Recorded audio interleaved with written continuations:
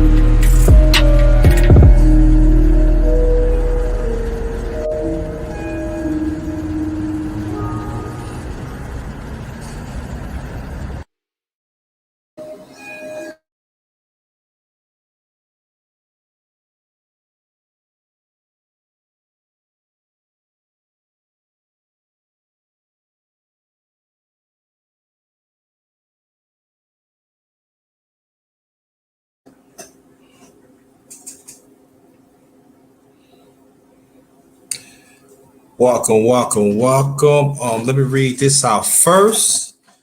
Then we're gonna get. I've got one or two announcements before we start.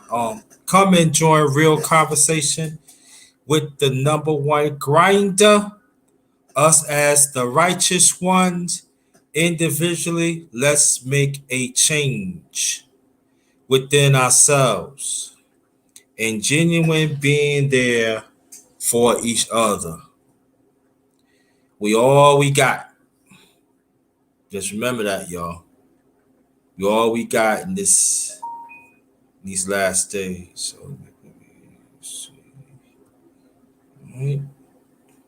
Okay, as you see, let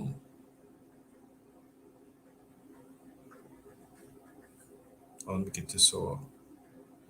Let me get this off. Earlier, Brooklyn actor, as I'm from Brooklyn, New York, actor Michael K. Williams has passed away. The story is right there in the chat. So what we're gonna do, we're gonna dedicate it this live to our brother, our brother. Stand up, BK, stand up, BK, stand up. So we're gonna dedicate this live tonight in his honor. We're gonna dedicate to the fallen soldier. Stand up for BK, New York, better known as Brooklyn, New York. All right, so wow, good brother. I met him one time too, years ago. Matter of fact, he was downtown Brooklyn. We used to chat with him for about good 10 minutes. Good brother, very talented too, very talented. So shout out to you, Michael K. Williams. So again, we're gonna dedicate this live to fast. So rest in peace, and our condolences right here. Our condolences to the family. Now, this is the underrated music talk. We're gonna talk about. There you go. As you see, New York hip hop. You see the thumbnail. That's where it originally was born at. A Secret Avenue. All right. Okay, no problem. So I'm gonna put out the link about a few, and we're gonna talk about New York hip hop of all eras. So I already invited some people. Um, as a matter of fact, let me put the link out there. Again, we gonna talk about the locations of 1520 Seaswick Avenue. That's in the Bronx, New York. That's where it originally from. That's where the hip hop born in '74. 1520 Seaswick Avenue in Bronx, New York. So we're gonna talk about we're gonna talk about times. We can talk about any artist, man or woman, doesn't make a difference. Want to have fun tonight, okay? Let's have a little fun tonight. And tell me when the times that I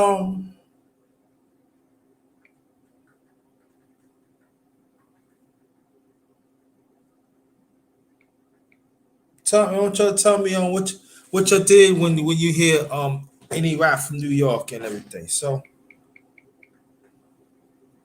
let's do this. So I'm gonna put the link out there.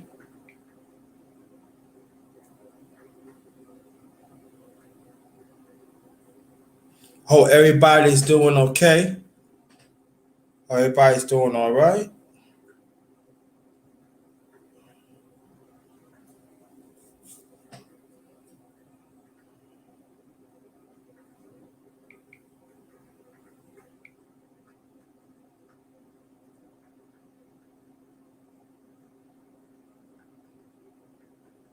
Yeah, but she's not really hip hop. She's not. She's not hip hop. J Lo's yes, she's not hip hop though. We'll stick to hip hop. But I understand. I get what you're saying. I get what you're saying. So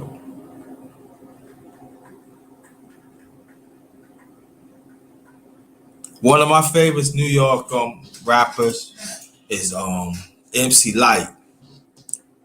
Vasan Shate. Mm, wow. I'm okay, Alexis. Thank you. Thanks for asking. I'm better. I'm getting there. I'm getting there. I'm getting there. I'm getting there. I'm getting there. Hold on for 1 second, please.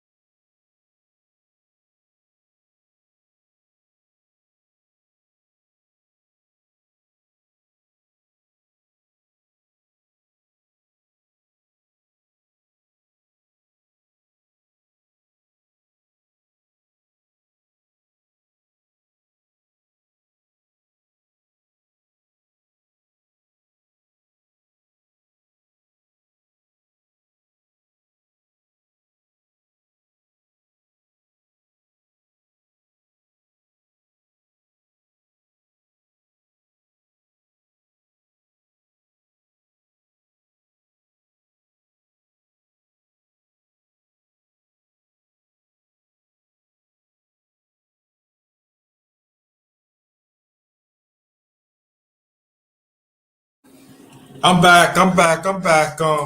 See something. There goes the link right there. That anybody that wants to come up, we talk about New York hip hop. What's your favorite times of New York hip hop? The artists and everything. Let's do it. Let's have some fun. Let's have some fun tonight. So anybody that wants to come up, panels open. Panels open.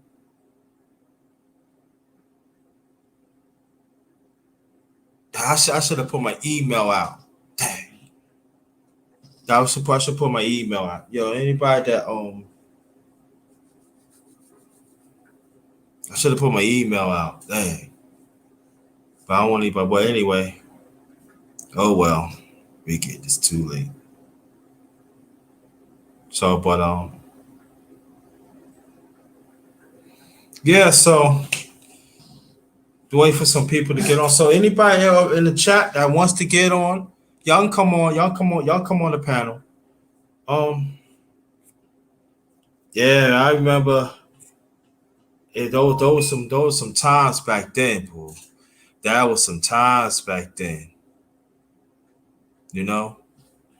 But I tell you, when hip hop was formed in the Bronx, hip hop was like gradually was like in the like in the beginning stage.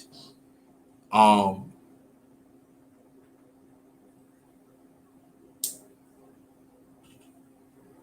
yeah, Humpty Dumpty. Yeah,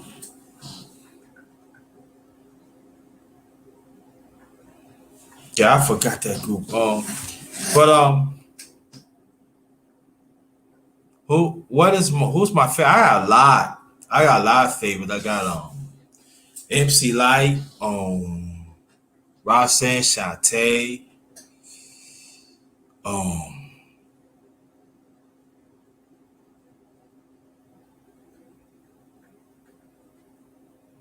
there's a few, man. There's a few. I got Kumo D, Cowboy, um,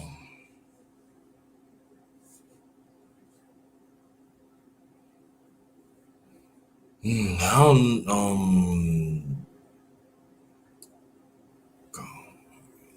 Curtis Blow, um, KRS.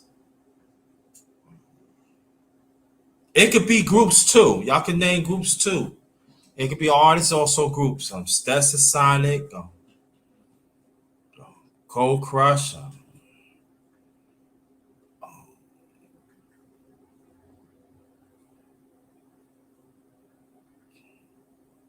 Dougie Fresh, KRS-One, Fat Boys, UTFO, Sonic, Run DMC, yeah, Public Enemy, um, Digital Underground. That's the Humpty Dumpty dance. Digital Underground. They believe from New York. Big Daddy Kane. Um,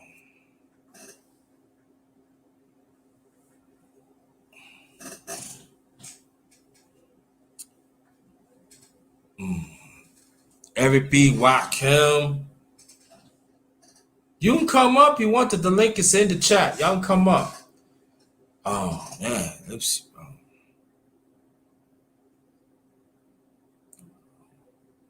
Just Ice. Just Ice. Um, should I keep on going, Alexis? D Nice. Nice and smooth. Ooh. Mm. Nah, Humpty Dumpty. That's not Heavy D. Heavy D and the Boys. Heavy D and the Boys. Mm.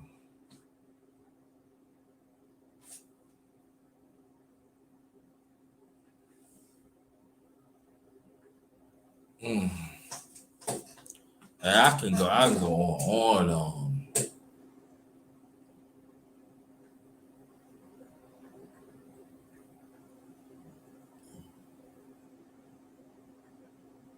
Wu-Tang Clan.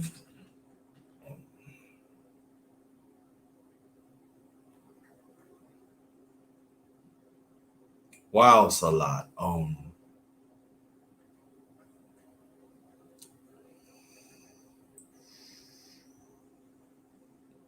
Jay-Z. I said Big Daddy Kane already. Craig G. Um, did I say Kumudi? I think I said Kumudi.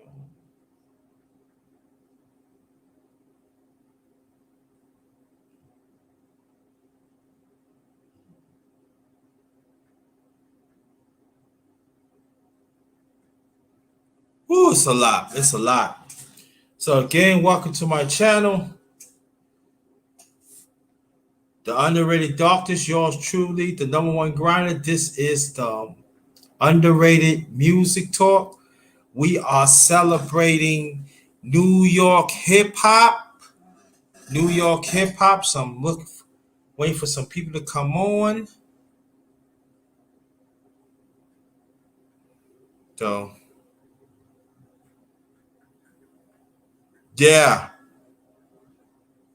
yeah, that's one of the all time greats. The Locks, um, Bad Boy, Bad Boy Productions, Little Kim, Shine.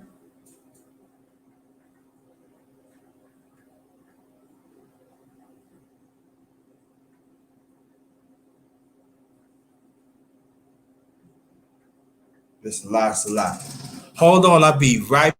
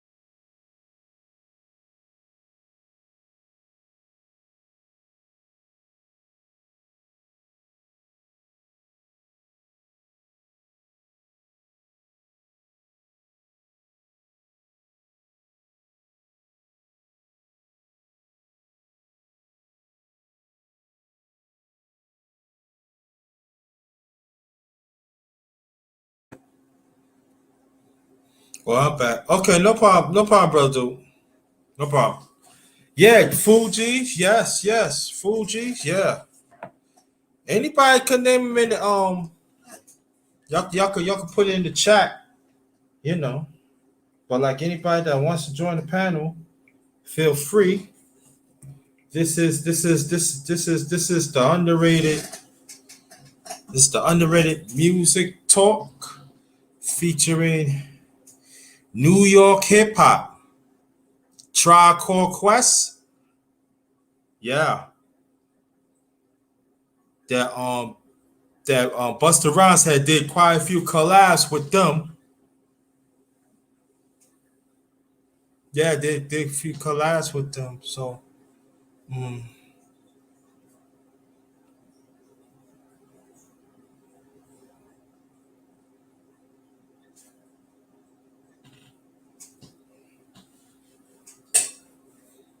yeah, so let me see what else. It's a lot, right? It's a lot. Daz Effects got Daz Effects. Hey from New York.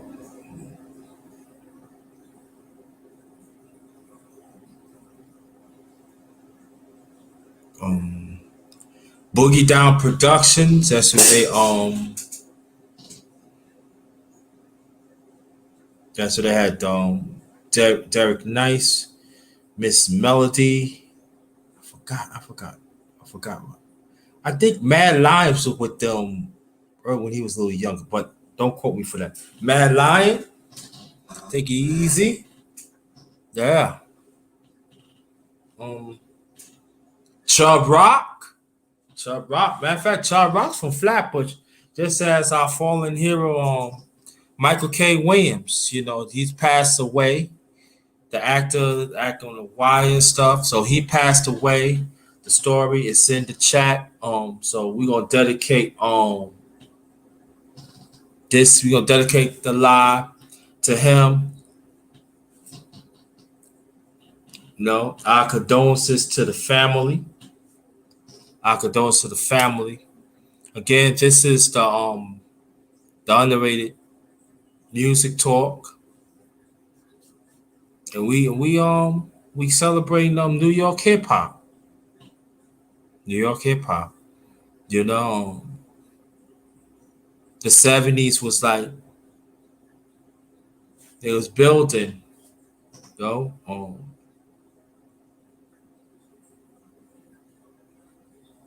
Murder Inc. Got Murder Inc. Oh, what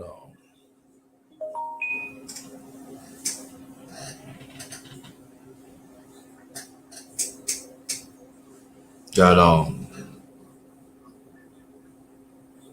LL Cool J, the Lost Boys,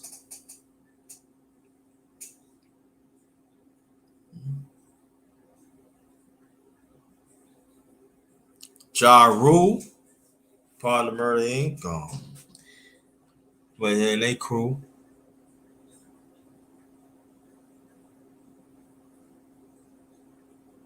Positive K.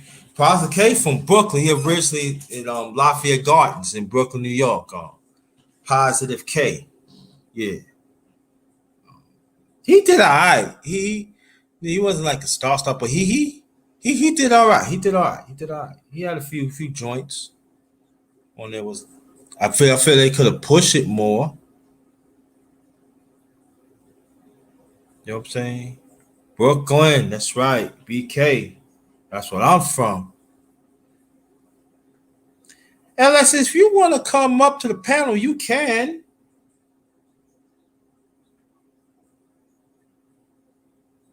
That's what I'm originally from, born and raised. First 46 years of my life. Been down in Virginia for nine years.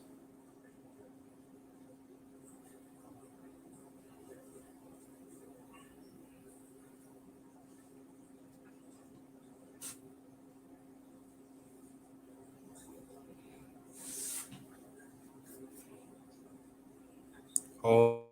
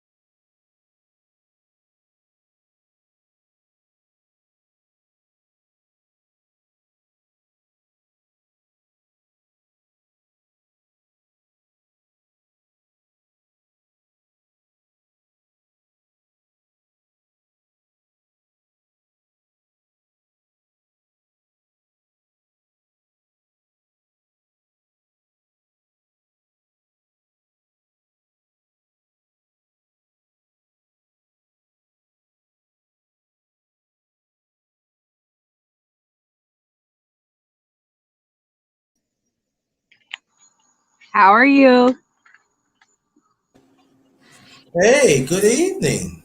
Good evening. How you feel? Welcome. Well, thank you. I'm Hey, good. I'm doing good. okay, that's good. That's good. Good. Got you. Got that. Got that. So tell people about your channel, then we're gonna continue New York hip hop. Awesome.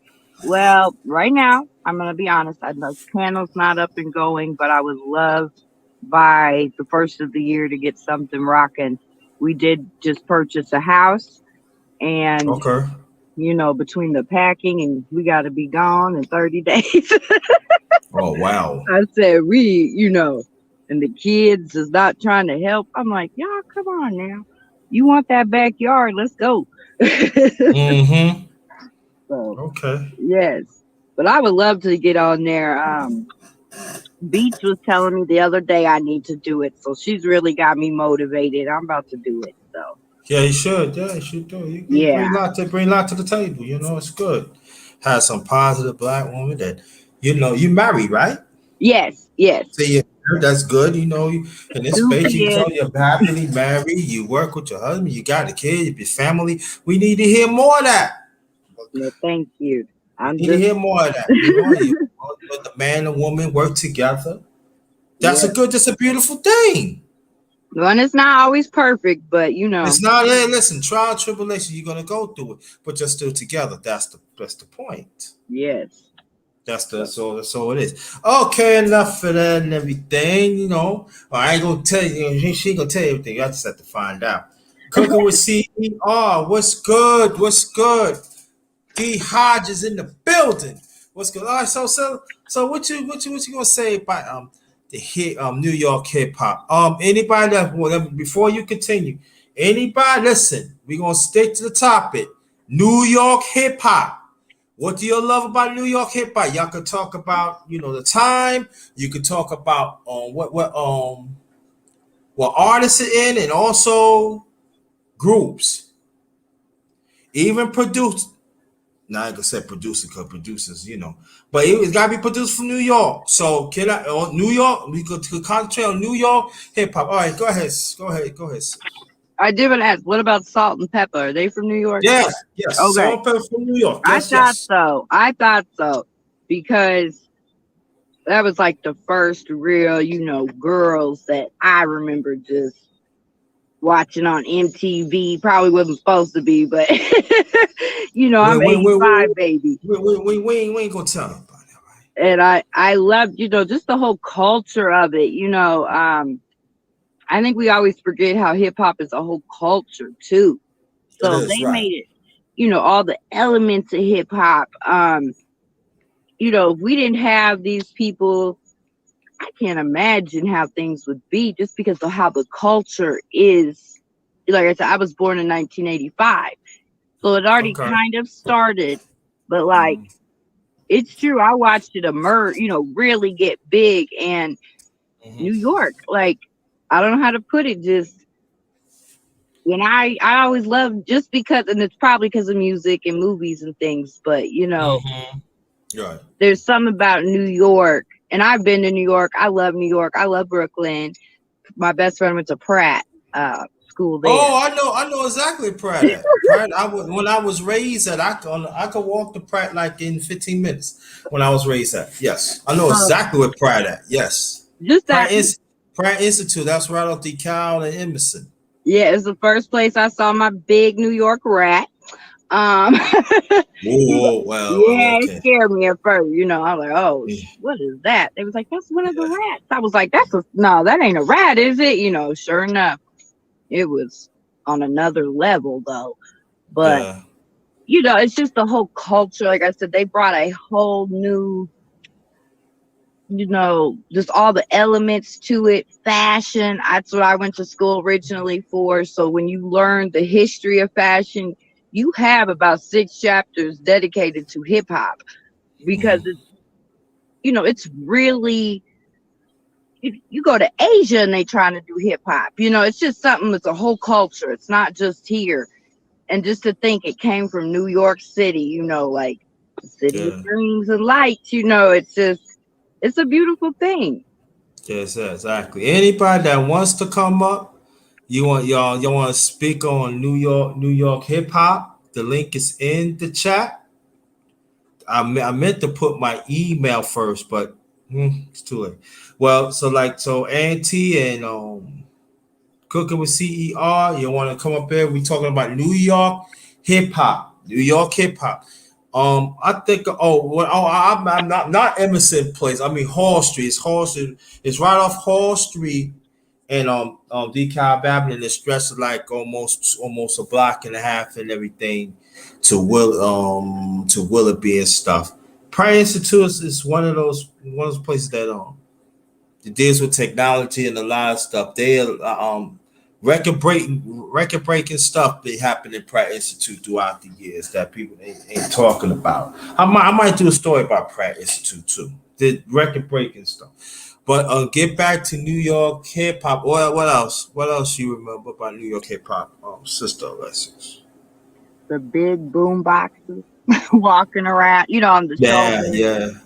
We had a little Mm-hmm. one. We thought we were cool, but you know, um, to me, like I don't know, maybe it's just all the clothes. I lived in Indianapolis, okay, like Okay, okay, that's okay. where we look for our fashion. It's New York and Mm-hmm. um our music so a lot too. I feel, but I just know how like everybody always was. They were speaking deep, but it was enough for you to understand too. It wasn't over your head. And Mm-hmm. even like, fifth grade, let's say, I feel like I was more up on it than maybe, you know, my mom and them or my dad. I still bring stuff to my dad a lot. Like, Mm-hmm. it really helped open eyes on different, issues. I know a lot of times now they have shut that stuff down. But Mm-hmm. you know, the original hip hop really, and you would open your eyes with cultural issues, but then also like maybe the next song, like the Humpty Dance or something. It's fun, it's fun too. It's Mm-hmm. not all serious. And with that, Mm-hmm. I'll mute up. Okay, yeah, you stay right there. We want to hear some more. Okay. We welcome brother Ant T in the building. Yo, First what's time. up, Wanda? Hey, what's good? Hey, am I getting feedback? Y'all let me know. I might have to drop down and come back up. We hear a little noise in the background, but you can still Yeah, because talk, bro. I'm driving. Um, Okay. yeah, Doug. No, I just wanted to come up because it's funny you mentioned New York hip hop. I'm originally from Long Island, so my earliest Okay, go cool. Let's go. uh, There you go. Let's yeah. add something in it. So no, I like my earliest memories. I lived in Wyandanch, so you know what I'm Why saying. Like, that so EPND? okay, but I mean, even earlier than that, it was all Rakim. You know what I'm Rakim, right. like? It I was remember Rakim that. was right. He was the first, right. Yeah, no, I just remember that from when I was little, dog. And you know what I'm Mm-hmm. saying? Like, he always used to still come, you know what I'm saying, come through the hood, show love, you know what I'm saying, show up in Mm-hmm. that white Benz, tinted Mm-hmm. windows, rims, you know what I'm saying, but buy the Ah, ice cream truck for the kids, and then show up yeah. to the house party like on a day like today, where it be Labor Day and everybody's got their white party and everything, you know what I'm saying? They white party with the Yeah. other or whatever. If Yeah. you come over there so you know what I'm talking about. You know what I'm saying? Everybody Mm-hmm. Definitely. party right there. You know what I'm saying? He would show up to those. You know what I'm saying? So I remember all of that. You know, like I just remember like you could like reach out and touch the rappers, dog. Yeah, exactly. And they have block parties, you know what I mean? A lot of Yeah. people don't understand the rappers that throw it on block parties. Like for instance, like Auntie, he from Wyandotte. So if I'm from Brooklyn, you know what I mean? Well, I used to take you, I can go to Long Island Railroad, take you out to Wyandotte, and the block party right there, we all party. Or sometimes they used to get this, so we having a block, yeah, have block party the next day. They get on, they come over here, man. It was a beautiful time, man. You know what I mean? We all stick together, put our money together. Man, there was some great times, you know. It's And like you said, it's Long Island Railroad, and I had plenty of times when I would go out to Brooklyn. You know what I'm saying? mm-hmm, Just the same. You know what I'm saying? Because I have family in Brooklyn, and you never know mm-hmm. who the party with out there. Yep. Oh my god. Like you just never know who's gonna come through, who's gonna show up, or But whatever. Yep. I ain't gonna lie though, but yo out there winding them Long Island boy, woo! I used to pay my fare to go to Long Island now. That's right. I said it. I used to pay my fare. Yo, the like round trip was $8. Shoot, I was on that one. I used to talk to this girl. What town she was in? She was at damn, what's that town? It's not Hempstead. Right, maybe Amityville, Massapequa, or something like that. Was Masterpiece. Yeah, it was Masterpiece. Yeah, it was Masterpiece, man. Hempstead is somewhere in that area. Yeah. It was like the beginning. Yeah, that was in Nassau County. Yeah. You know what I'm saying? Yeah, so I think you're right. Yeah, you're right. That's Nassau. That's Nassau County. Amityville, Massapequa, that's Nassau. Whereas I think Wyandanch is Suffolk County. It's Suffolk. Yeah, it's Suffolk. Yeah. Yeah. Yeah. Oh my God. Yeah, she had a nice house. Oh man, brown. Ooh. Everybody trying to tell her, but I was the one talking. Man, I used to pay my fare religiously out there, boys. Melody. Then she moved away to Delaware. It broke my heart. Man, it broke my heart. But we used to listen to hip hop. You know, it used to, like, it was good. Like, yeah, it was great. It was a great time. And tell people more. We're gonna get back to you, Alexa. Tell people more what New York hip hop mean to you back then while you was raised in Wyandanch, please. Nah, man. Like I said, I was young, so it was all I can really remember. You know what I'm saying? Okay. That's why I remember the roots of it. Well, not the roots of it, but as far as hip hop is concerned, yeah, I remember all of that from the '80s. Just like you said, coming up, Rakim. I remember the entire Rakim, Big Daddy Kane. You know what I'm saying? Beef. I know. You know what I'm saying? She was talking about Digital Underground and shit like that. Like that was cool and all, but that was some novelty fun time shit. You know what I'm saying? Yeah. But yeah. Like I said, it was more of a way of life than it was just music. Like that was just, you know what I'm saying, it was just real influence, you know what I'm saying? Just like that's true because go more your point. Go ahead, Auntie, go. No, I was gonna say, and then when you come into the early 90s aspect of it, before I had moved, you know what I'm saying, further down south, I can remember, you know what I'm saying, when it kind of just like, that's when you got into the hip hop R&B era. You know what I'm saying? The hip hop R&B era where it was, you know what I'm saying? It was just more of a chill club type vibe. You know what I'm saying? As far as hip hop was concerned, and that was enjoyable. You know what I'm saying? Just to be able to live out my teenage years in the hip hop R&B era, which I still feel as though is the greatest era of hip hop ever. It will never be duplicated ever. You know? Yeah, I tell you, I remember I used to take you know what I'm saying, I used to take the Metro North up there to Yonkers, Poughkeepsie, Mount Vernon.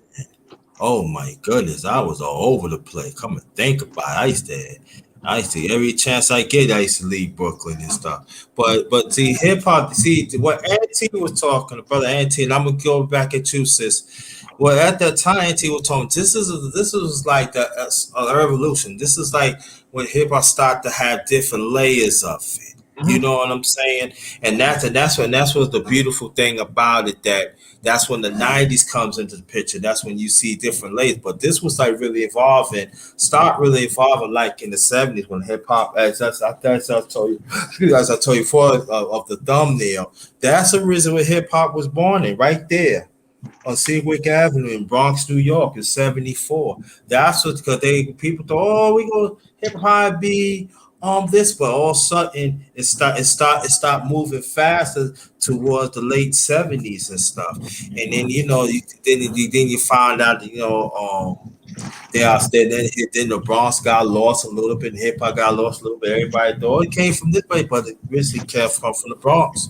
And so what happened was that's when the Bronx had to reclaim hip hop, especially from New York, and that's when you start seeing layers in the 80s and stuff. You start seeing like it's not just people in the hood. You see people involved and who live in the middle class and stuff like on Run DMC and other things like that. So you really see involvement, but they also talk about the struggle. You know what I'm saying? They talking about they want to have fun and stuff, and so. They used to make hip hop. All in short records, but now it's be long records. But it's a difference. they telling you a story of what's going on. And what happened was that's when you start seeing in the 80s different ethnic groups, because they around the world they started to identify the oppression, the struggle. But at the same time in hip hop, I'm talking about mostly people of color. We start telling our struggle in our own way. Even back then, like in soul music and classic R&B, they was telling their story about it, but we was telling our story. And it's a sad thing about it. I wish was soul music and classic hip hop could have banned with hip hop, and also hip hop should have banned with them because it could have been something beautiful. And I might talk about that on one day.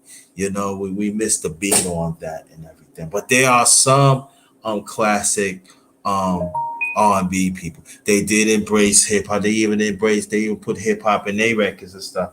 And so just like Run DMC put Walk This Way. This is Aerosmith. Aerosmith made that record back in, I believe, like maybe 9, 10 years even before that. And that was a classic rock group. So now Run DMC at that time they brought rock into it. But this is the thing, a lot of people, they just doing the collaboration. It's the struggle. It's all about stand up against the evil, stuff like that. So establishment, you're not gonna tell us what to do. So this is a very important time of the 80s was keep on folding of different aspects, keep on folding, keep on folding, keep on folding. And then when you see the 90s, and it's like a melting pot. Oh, we want to get to Sister Alexis back in here. Hello, sis.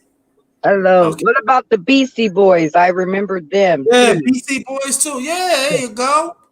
Yeah, Beastie Boys. Beastie Boys were hot. You know what I'm saying? Like, Ah, fucks with the Beastie Boys. Um, yeah. yeah, no, it was a lot, man. I can just remember, you know what I'm saying, just like I said, back and forth, Long Island, Brooklyn, all of that. Just, you know what I'm saying, hearing some of all of that.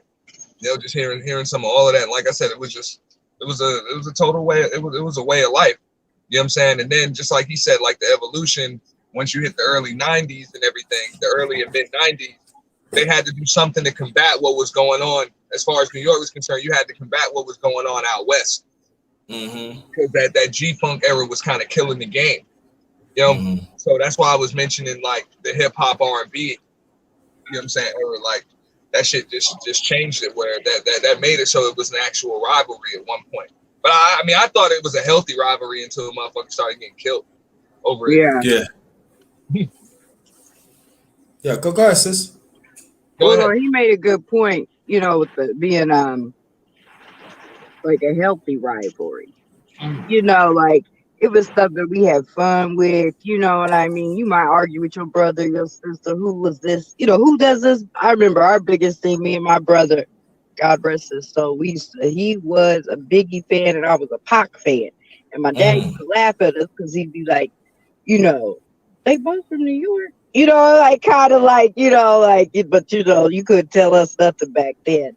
But just little, how it would get little rivals, which, people, which I'm sure they still do it now, but I don't know. Now they take it to a new level, fighting over stuff and things. But, you would find a lyric or two, be like, no, he killed it. He killed, like, listen what he said now, like I remember in high school in Boston, we would always get the Underground Battle CDs, and I just don't remember there being the violence with it, like at all.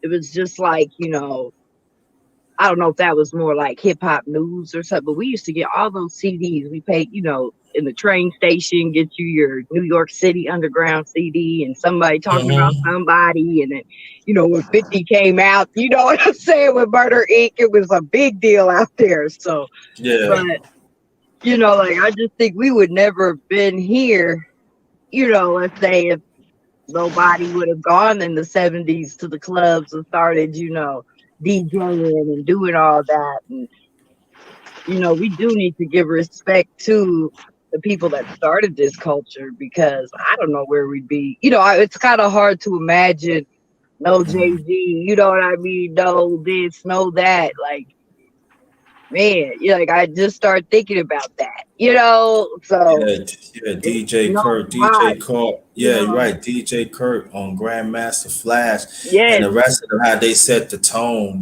Back in '74, and I was only 8 years old, so I practically seen it birthed. And then to And think now, half the kids don't even know what a record is. You know what I mean? Like they everything's on no, your they phone. don't. They don't It, even know what a cassette is. They don't know what an 8 track was. I don't even try to explain. I'm like, I found my old Gone with the Wind movie. My daughter looked like, what is that? Like Yeah, man. I was I like, mean, it's for the the picture, VCR.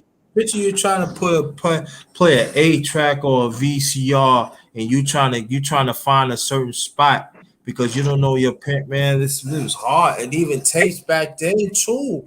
You man, the book, man. Nah, man, come on, man. Y'all don't know, man. Y'all. And that was a struggle back then because at that time Auntie and Alexis, I want you to get into it also, Auntie. And back then it was record labels was not accepting hip hop for a minute. True. So a No, lot of records that early came out was independent. They had to Yes. man, they had to come up with their own money.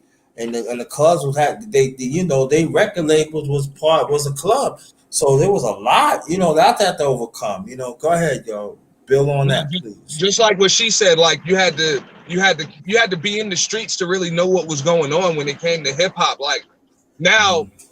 now you know what I'm saying. Like these hip hop artists, they're kind of born in the boardrooms. You know what I'm saying? Mhm. Like you know what I'm saying. They go through the charts and the graphs, and they go on a marketing campaign and marketing employ, and whoever they decide is going to be hot, that's who's hot. But back then, you had to make your bones on the street. You know what I'm saying? Like that's just what it had to be. Like you had to make that Mhm. buzz in the street and on the underground scene, and people had to know who you are. And then maybe some Mhm. big label would come. You know what I'm saying? Would maybe want to sign you at that point. That's the way I saw it. You know what I'm saying? But now it's kind of the other way around. You know, they want hip hop. I guess back then they didn't want to go in the neighborhoods to have to find these dudes because you never Mhm. know.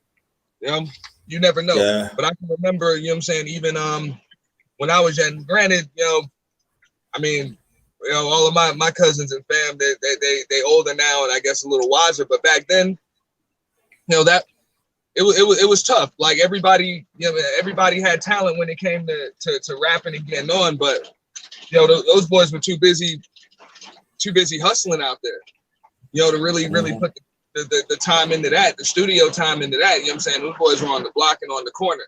So it was real, man. And there are very few of those dudes in the game now that have actually grown up in that life and and Mhm. and and are still in that life. You know what I'm saying? Mhm. But back when we was coming up, man, it was rare that you bumped in, you know what I'm saying, that you came across somebody that wasn't in that real street life, that didn't have any type of street cred or some kind of resume on the streets. You know what I'm saying? That actually got big because you needed the streets to be able to prop you up. Mhm. You know? Yeah. It was deep. Yeah. Yeah, it was. Al Nixon, if you want to come up, feel free. There goes the link right there. We are talking tonight.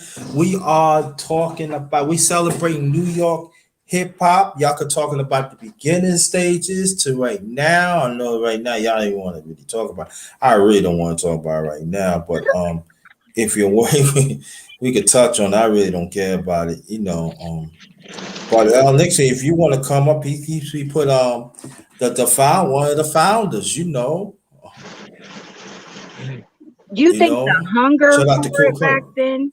Sorry. Huh? I was Huh? when you were speaking a minute ago, I was like, he was breaking it down really good. But do you think the hunger, just a question, like the hunger for it, you know what I mean? It was still like people were hungry for it. Does that make sense? Yeah, Yeah, yeah, Okay. yeah. yeah. Because I've I heard of those block parties, things like that. And it's like, could you imagine if they try to do something like that nowadays? Like what we would Yeah. hear? you know, and it's like you didn't hear them shooting up. There might have been one or two. See, people don't know like Auntie, you could talk to this too, because you from Long Island too. See, back then when hip hop was like on the beginning stage, hip hop did not get promoted. So it was mom and pop stores promoting them. You throw block parties and stuff. If you work for a company, you know, maybe they sponsor. Most of the time, it wasn't no companies and stuff like that. It was like it was like people was drug dealers was putting their money up and everything. You know what I'm Yeah, saying? So there was a struggle. It was a struggle for a minute. You know, a lot of people don't understand the clubs and everything because even they record stations in New York was like WBLS and others. They was not playing hip hop BLS, Kiss FM, they were not playing hip hop. The only at way all. hip hop played was if somebody was coming in there with a bag of money talking about spin this. Right. I mean, that's the way it was. I mean, that was just the norm. That's just the way it was. You know, you didn't have that big time backing. No, it's true. I can't remember somebody's stories like that. He walked up in somewhere with a bag of money. Yeah, Begged them to play that, you know, and they did, and then everybody started calling like, "Play it again, play it again." You know, right, and also and go more on your point, Auntie, and then I want people to understand this. When they finally started get on, this is what I'm talking about towards the mid '80s and stuff. They didn't put hip hop on the prime time. They put them like late at night. They're trying to they're trying to make hip hop disappear, but and then that was like only 3 or 4 hours. They wasn't getting no 8 or 9 hours, 10 hours. If you want to catch it, you got to catch you. Excuse me, you got to catch that like 11 o'clock, 12:30, yeah, 1 o'clock at night, and then sometimes after that too. Like if you could go in, if you got an old TV, you got to turn on like 45, 46 or 51. If there's sometimes if you don't have that thing, you gotta get you gotta put it um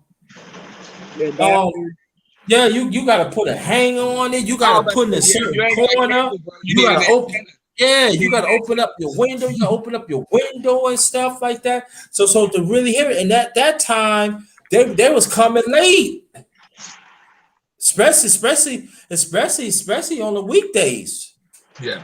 yeah. My mom talks about that, how MTV would play it for like 2 hours. I want to say like 2 to 4 or something when they first start, you know. But it wasn't what we thought, because I have to ask her again. The first real rap hip hop song MTV allowed to play, you know what I mean, during the day, it went like, I'm sure like now, you know, they say they shut YouTube down or something, you know, like it would have been something like that.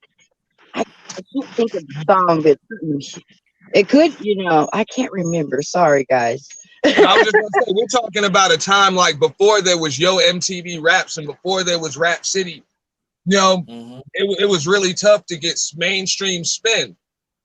It just was. So that's why I mean, if you were in New York or New Jersey or, you know what I'm saying, just in that area right there, then you kind of knew what was going on because the buzz would hit. You know what I'm saying? You'd hear about it, you know, somewhere. And I can even remember, you know, in the late 80s, early 90s, like people talk about, oh, Jay-Z's the hottest rap in the world. Like I can remember, you know, when him and Peeps and the Marcy's, when they was just struggling to get studio time, you know, just to get studio time, and boys were on the block having to, you know what I'm saying, just like he said, you know what I'm saying, they was having to get that money so that way they can get radio spin once the demos were made, you know. So they, you know, they had to prop those boys up, man, you know. And you know, Biggie was the same way, and it was a lot of cats out there like that. You know, a lot, especially when you're talking about Brooklyn. And you know, I mean, a lot of dudes took a lot of L's, man. They took a lot of L's. You know what I'm saying, to get a lot of those rappers that you know about now to get on. You know what I'm saying? A lot of dudes took a lot of L's over that shit, man. Right. At the same time, before Def Jam was formed, even like they had it was some of them did got on the big record labels. They was not put. They only had just they was not kicking out no money for promotion or studio time. So they Yeah. had to come out their pocket. So for instance, if they said, okay, we gonna give you a day to just make like maybe 8 or 9 tracks, it better count because after that you Hmm. finish. And then if they feel this garbage, if you especially at that time, we didn't know about the business of it and everything. That's why a lot of them was getting robbed and stuff. And Yeah. that's when the people start. That's when the business part of it people have to learn about it. That's when the independence coming in. Go ahead, Auntie. No, I was just gonna say because the labels didn't really know, like they knew how to make money off of it. They knew they could sell music, but as far as the production and everything, they didn't know who the hell they were gonna get to produce the shit. Mm-hmm. That's how they were gonna make a lot of money with it. Who were they gonna get to produce it, and who was gonna be the managers and shit like that? And they didn't know, so they were scared to deal with these dudes. They were just like you said, they give them a day of studio time. It's like, man, just cut that shit, whatever, man. We'll put it on wax. See what happens. Yeah, It was a that's true. gamble. They didn't know the business part either. And that could be a bit, I didn't think, I try to have an open mind about things. And I've always seen it, oh, they robbed us because, which they did, they took a lot of people's money. But, you know, you're right. It was kind of like taking that investment, whoever first did it. You know what I'm trying to say? Like, is this really going to be what we're putting the money, the money to do it, finding the producers, studio time. And then maybe, but we didn't know the business side of it. If you watch, listen to anybody speak on it, a lot of these people are broke. Like you like, how is this possible? And maybe that's where I think too, like the community should be supporting each other more. We shouldn't have these broke people out here like that.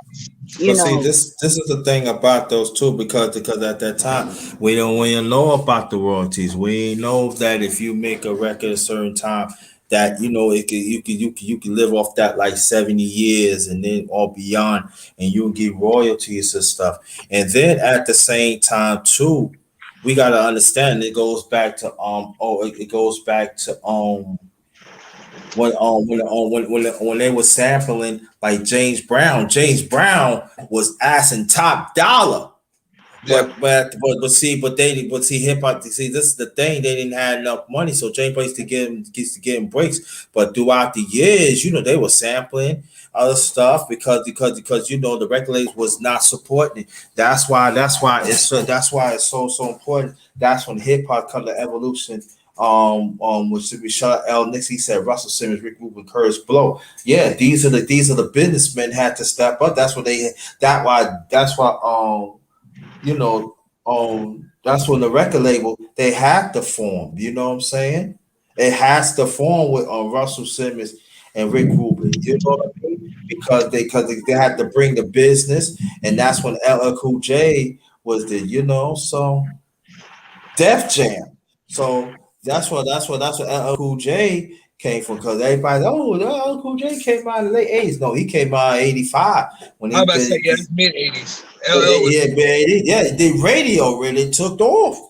He the yeah, one. He the one to make the first he changed the release. game.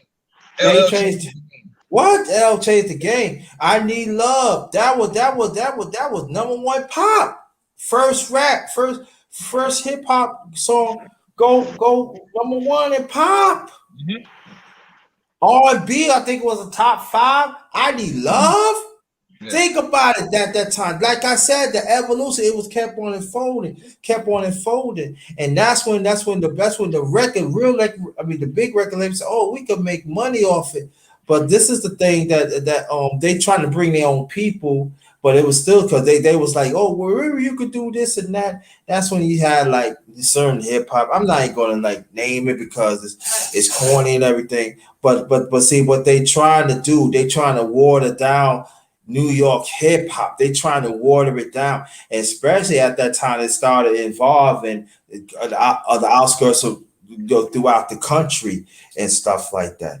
And so that's why like I told people, if you talk about hip hop, you got to talk about the infusion of reggae, the infusion of that's when you start to see the fusion of jazz. You know, if you notice that the early pioneers, they was a fusion of reggae and jazz, because they had, it was like a marriage. Like you hear jazz, people don't know. You hear jazz, you hear orchestra, you hear a pressure, you hear a story, and that's what they feel. That's what you find quite a few jazz artists, old back then and old. They recognize hip hop because that's what it was. It was folded back then. Like a lot of people don't know. I didn't mean to get off the subject. Now the late great Charlie Parker, a few others, they invented they invented bebop.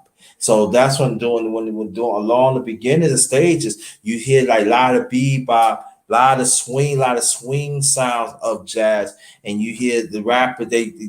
Hip hop was doing this, doing that, and then you hear old reggae, classic reggae, and stuff like that. So we gotta understand, but what I like about though hip hop, but all what you talk about African drums, yes, that's a great point, El Nixon. But you can hear the Afrocentric was enfolding. It was unfolding. The story started unfolding, and so that was the beautiful part about it. Now, did they have some little hiccups in there? Yes, all reliable. Upstate New York, even they had some good ones upstate New York. So understand the evolution. There was evolution in all fronts at the time in the 80s. There were business, was stories were told, the demographics, what it was. I'm talking about in New York and how this really spread out throughout the country.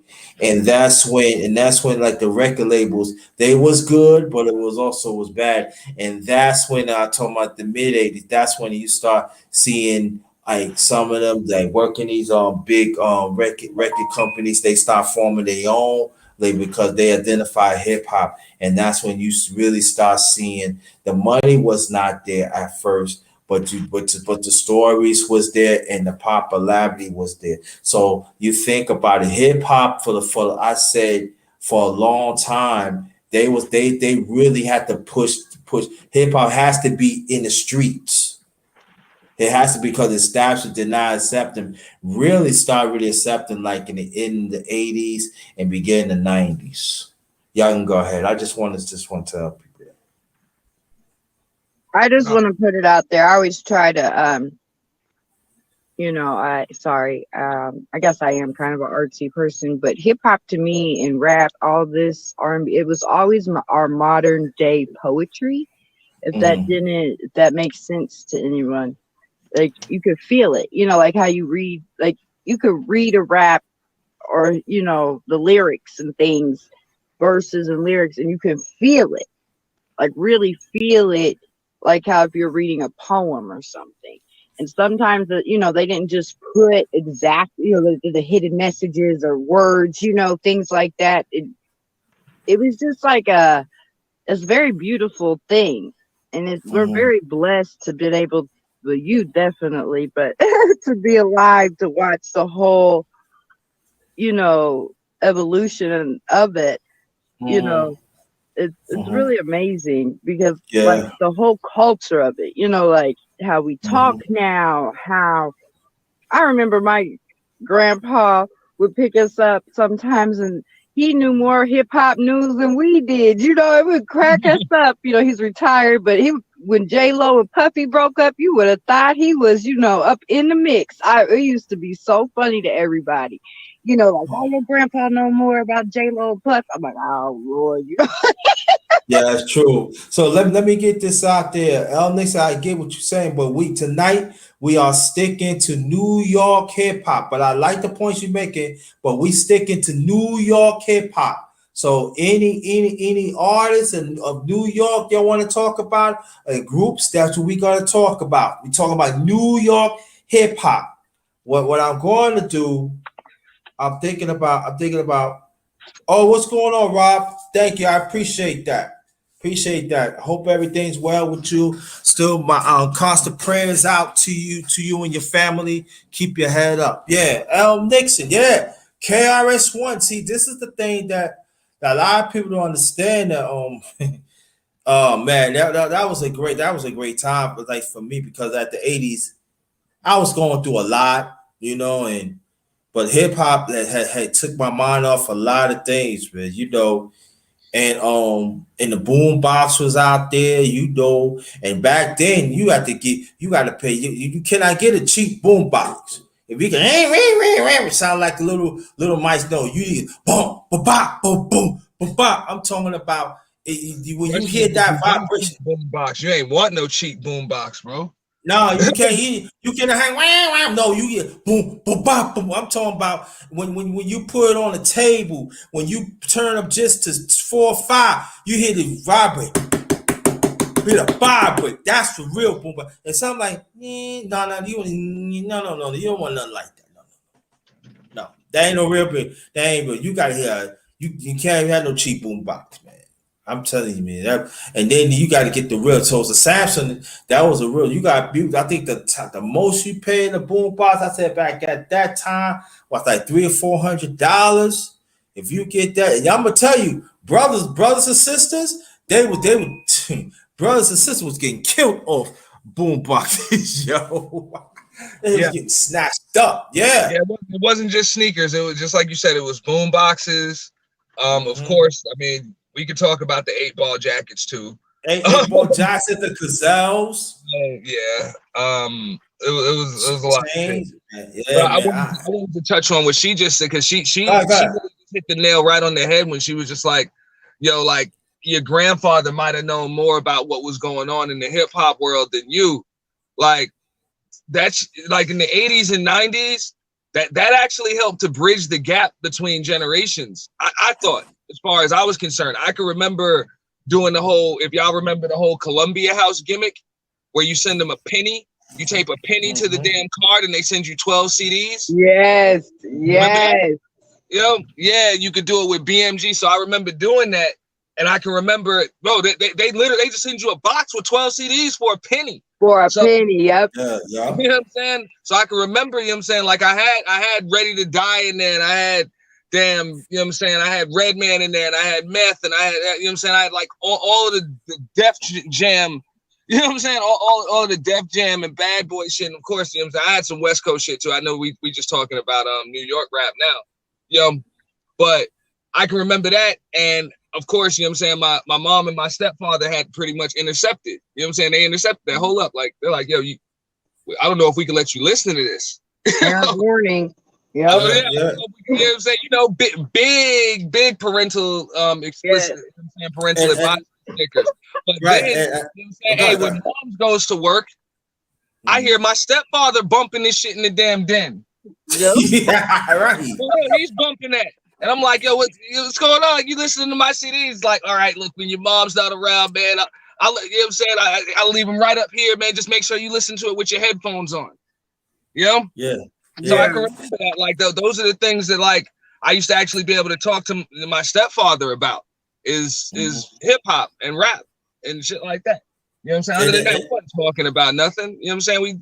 We 25 years apart. Like, we ain't talking about nothing else. Right, and at the same time, Vibing. that's a good point though too. Especially us as black men. Like my late father, I never really got along with him, but that was my father. But he used to like some of the stuff too. He said, "Yeah, I like that."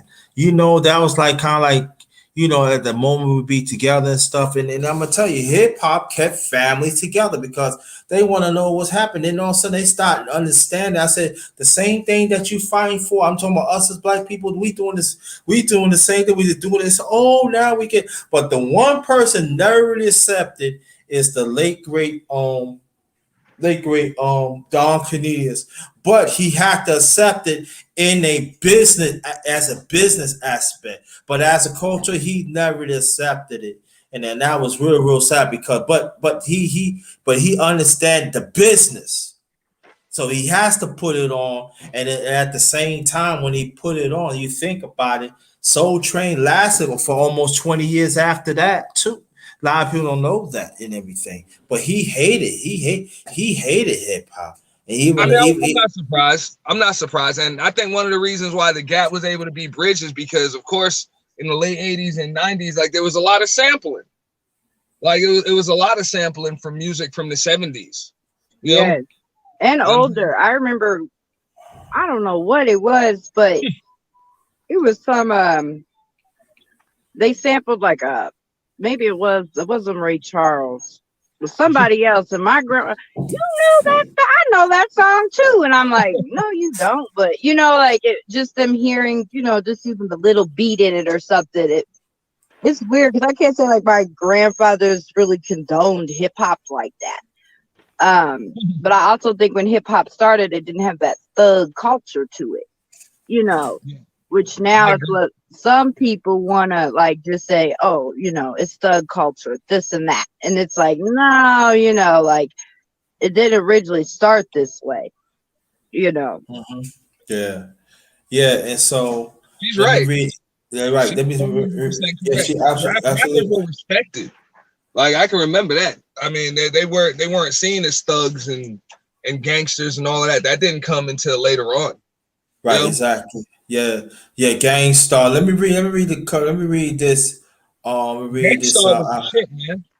Yeah, exactly. Yeah, let me read L Nixon Nas at 16 live at the barbecue. Yeah, with main source. I was getting ready to say that. I remember that. I was done. Yeah, I was. Oh, I was in my early. I think I was in my mid 20s at the time. I was done, bro. Swimming in women like the lifeguard, putting on the bulletproof vest. I strike hard, kidnapping present without a plan, then hang. Yeah. Also, he said brand newbie and King Son, special ed, Yep, Grandmaster Flash and the Furious Five, Grandmaster he's Flash, bringing it back right there. may all DJs step in, game up. Yeah. See, this is the see, this is that's why I want to bring this form up there because people don't know. I was me, Auntie, even you, and we was around that. Yeah, We can actually talk to them back, and they you was said cool brand with it. Nubian. Yeah, the brand Nubian leaders of the new school. New school, Man, yeah. bro, yeah, yeah, Oh my goodness. Matter of fact, on Father, yeah, well, for Father's time, yeah, Father MC. A lot of people want to say from New York too. So yeah, so welcome Father's time. Thank you so much. He's the head of the eight game. I want you to go check him out. But this is what I'm saying. Hip people like talking about hip hop was a way of life. That was our culture. And then at the same time, when New York, well, this is when you got certain rappers like you got Ice Cube when he left NWA, a lot of people don't know if I think his first two or three CDs was new part of New yeah. York hip hop. Then they Him, dropped Brand him, Casa. and Snoop. Snoop was Yeah, on the same shit, man. You know what Yep. I'm saying? He wanted to do shit with New York dudes, and so was Tupac. right. You know what I'm Matter saying? of fact, Tupac. yeah, I think he said MC Hollywood, something like that. Yeah, for two, they play Tupac was born in New York. Yeah. And then when he Yeah, went to that art school in Baltimore and went back with a group in New York. yeah. Mm-hmm. Yeah, and then everything from there on. But if you ask probably some kids today, where's Tupac from? They got automatically say California. Just because that's what they associate him with in a Mm-hmm. sense. You know, but also I had a question about the Run DMC with Aerosmith. Was that like the first big one to go on both type of radio stations? You think? I Like, think that was the first big collabo. I That was think that was the first big collab, and plus it broke into pop. yeah, got some of It broke the into other pop, right? people, yeah, to start listening and But things. but I would say this: it took pop for a while to really get used to it. But Aerosmith opened that door because you got to think about it. At that time, classic rock was dying out. They were this when they had this bubblegum rock was back to start like in the 80s and stuff. So but Aerosmith came out. Aerosmith re Aerosmith would collab with Run DC, they reintroduced classic rock again. That's when you start seeing. That's when you start seeing more collabs. I need to throw that in. Go I'm ahead. not gonna lie, that made me like an Aerosmith fan. Like Yeah. to this day, I'm still an Aerosmith fan. You know, Mhm. Yeah. if Aerosmith comes to town, I don't miss an Aerosmith concert, and I don't care. Mhm. You know what I'm saying? They're like, oh, you listen to, I listen to that type of rock, and I will. And, you know what I'm saying? Forever. You know Mhm. what I'm saying? But yeah, you know what I'm saying? I like real rock like that. You know what I'm saying? But if it wasn't for that collabo, I don't know. I probably would never listen to Aerosmith. You know? And other like classic rock back there. So that's when you think about it. Then you think about it. Aerosmith had really opened the door of have they start having like that, they have like stadiums and play their songs and stuff. Yeah. But the sad thing about it, hip hop took a step backwards and stuff, like to have the audience that classic rock had. And that's what but to this day classic rock has not given hip hop, no credit and stuff. So that's why, like, if you see like when you see classic rock bands even back in the 90s, they have like hip hop groups or hip hop artists open up for them. Some of them do pay homage, but I'm talking about the genre of classic rock. They turn their back on hip hop, and that's real sad. So Now but you that's might be right, but just like you said, a few of them do pay homage. You know what I'm they saying? Like few of them did pay a homage, few but of them I'm do. talking about as a genre, they haven't. But a But few of them had it's very few classic rock bands even still now to this day. Like it's very few of them still making music. You know? Right. MC New York. You right, Father's Time. MC New York. Yeah. So again, welcome to my channel, The Underrated Darkness. Yours truly, the number one grinder.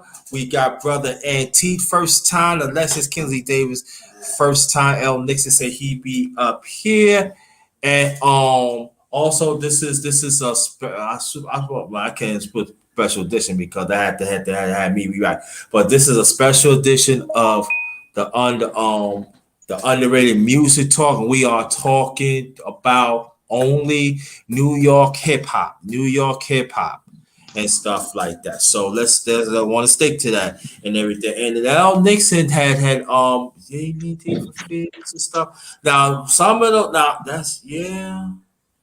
Now some of those groups, if I'm not mistaken,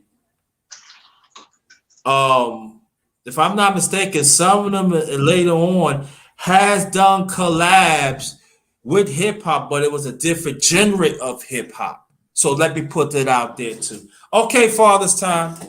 All right. So I need to put that in. Y'all keep on going.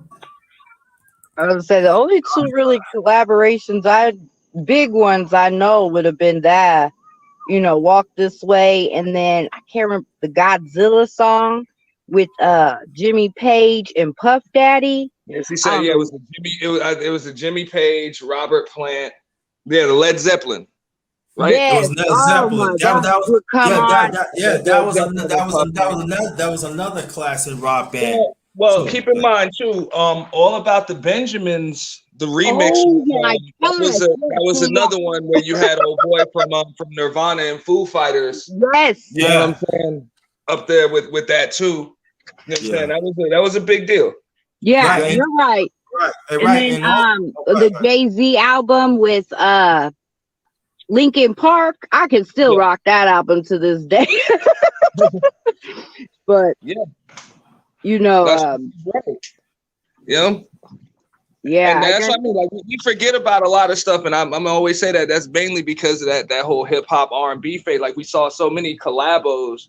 You know what I'm saying? After you know what I'm saying? After Method Man did that collaboration with Mary J. Blige, Yeah. you just saw so many more, you know what I'm saying, like, you know what I'm saying, R&B and hip hop collaborations. Now we just forget it's just like it's just normal shit now. Very true. It's just so normal. It is. It's like most songs you always, hear a little R&B in it somewhere. Mm-hmm. The That's why I said evolution of I hip think hop. that was the best. I personally think that was the best time for hip hop right there. You know, because we were actually able to party and dance and vibe and do all of that. And I'm just thankful that I was able to live out my teenage years. You know what I'm saying, during that era right there, because it would have sucked to be too old and it would have sucked to be too young. You know, so that was nice.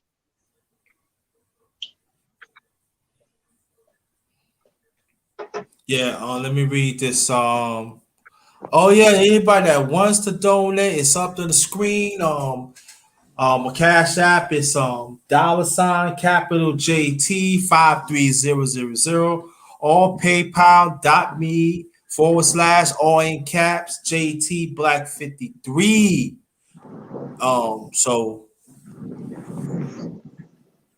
Father's time. I want you because I'm trying to get your email. See, I couldn't get it. I'm gonna put my email so you can hit me up and you can email me back. Yeah, go ahead, y'all. Keep on going. It's getting good. Yeah, Getting good, good, good. yeah. Keep on I going. think that changed the game too when you started seeing like super producers started getting in with hip hop too. You know, and I think that had to do with a lot like the that's when you started seeing more collabos. You know what I'm saying? And more collaborations and things starting to hit mainstream is when, you know what I'm saying, like when super producers, the rock producers, you know what I'm saying, and the R&B producers, when you started, you know what I'm saying, getting your baby faces and, you know what I'm saying, and your Quincy Joneses and of course those other super producers and big time record labels involved, because those big time labels, they're not going to leave stuff up to chance. You know, they're not going to. They know who the cash cows are, and the cash Right. cows are those producers. Just like I know we talking about hip hop, well, New York hip hop, but you know they knew what to do out west. It was like once they had Dr. Dre, it was like, you know, we can just put him on whatever the hell we gonna put him on, and we got hits, you know, and they know that. And the same thing happened in New York. So you know when you started having your dudes like Swiss Beats and God rest his soul, Grandmaster Jam Master Jay. You know what I'm saying? He was big on it until he died, man. Mm-hmm. You know, up until you know early 2000s. You know, he was still, you know, he was still responsible for bringing a lot of the no names to big names. So we got to be thankful for that, you know, because those guys could have got too big and just been like, look, I made enough money and I'm done, but they stayed true to it. Exactly. You know? We got Slick Rick. Y'all name Slick Rick. Yeah. Yes. You know, with Slick Rick, this Slick Rick was very on storytelling and then also we got to bring this out too. They are actually what there are some rap, but they were just good for battle rap, and there are some they just great in both. So y'all can name some right now. Who you think? Okay. So when you're talking about like, you know what I'm saying, battle rap, oof. Yeah, battle rap. Yeah. I mean, the battle evolved over the years. You know, that just really like just evolved over the years. But yeah, I mean, when you talking about just I mean, what are you talking about? Just album versus album, or just like that's it? You No, know, one side of a no, trash no, can versus the other no. side of the trash Yeah, can. yeah. I'm talking. No, I'm talking about. Give me a rapper that was very good in battle and also transform to commercial Well, and yeah, I even mean, it started with Battle of the Illest. You know, with you know what I'm saying, like Rakim and Big Daddy Kane. Like I think, you know what I'm saying, the battle started right there. And that's how dudes got big. That's how dudes got hot. You know, and of course, you know what I'm saying, everybody was original back then. Like that's when it was at its truest form. Everybody was original. Nobody wanted to sound like anybody else. You know, it was an insult if somebody was told that they sounded like somebody else. You know, they tried to do whatever they could to separate themselves from somebody else. Now everybody's all cookie cutter. I guess that's the evolution now. But Yeah, I can't tell them apart anymore at all. nah, because like I said, it's all charts and graphs. But yeah, I mean, as far as battle rappers can, like y'all remember when Cannabis hit the scene. Mm-hmm. You know, like I remember that. Like that kind of brought things back. I mean, yeah, that kind of brought like you know what I'm saying, the battling and then people calling people out and all of that other stuff. You know, and you know, I know we're talking about New York hip hop, but I still gotta go with your boy Redman. You know what I'm saying, from New Jersey. You know. They're in New York too. Let me stop. Yeah. but I'm saying that I know, but I want to keep it. Yeah, if I'm gonna do that, that means I gotta. Let Yeah, Boston in or something. Yep. yeah, man. I want to keep hip hop, but What about Redman, Jay-Z? but Redman did adopt, New York, so we could put it in there. Oh, Father's Time. Let me say this, Father's Time. If it be very much appreciated, can you email me back? And Yeah, Josie is through. No doubt, no doubt. We're gonna Rob just mentioned Big L. You know what I'm saying? Like, God rest yeah, his soul. Big L. Yeah, You know he, like, he was on. He was on his way. yeah. A lot of people understand he was on it. He was on his way to be super. And then I'm gonna tell you, he was a battle legend. Yeah. Yeah. Yeah, he'll battle legend. Yeah, he was a battle legend. So Now Big L was on his way. Like, yeah. he was on his way to iconic because he had, And he had a lot of collabos too.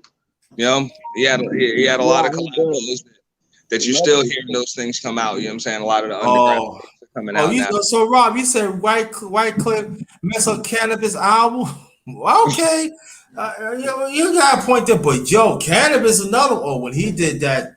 When he did that 1, 2, 3, I like 4, 3, 2, 1. Yes, sir. 4, 3, 2. Oh, and that helped resurrect LL Cool J to super to iconic status again.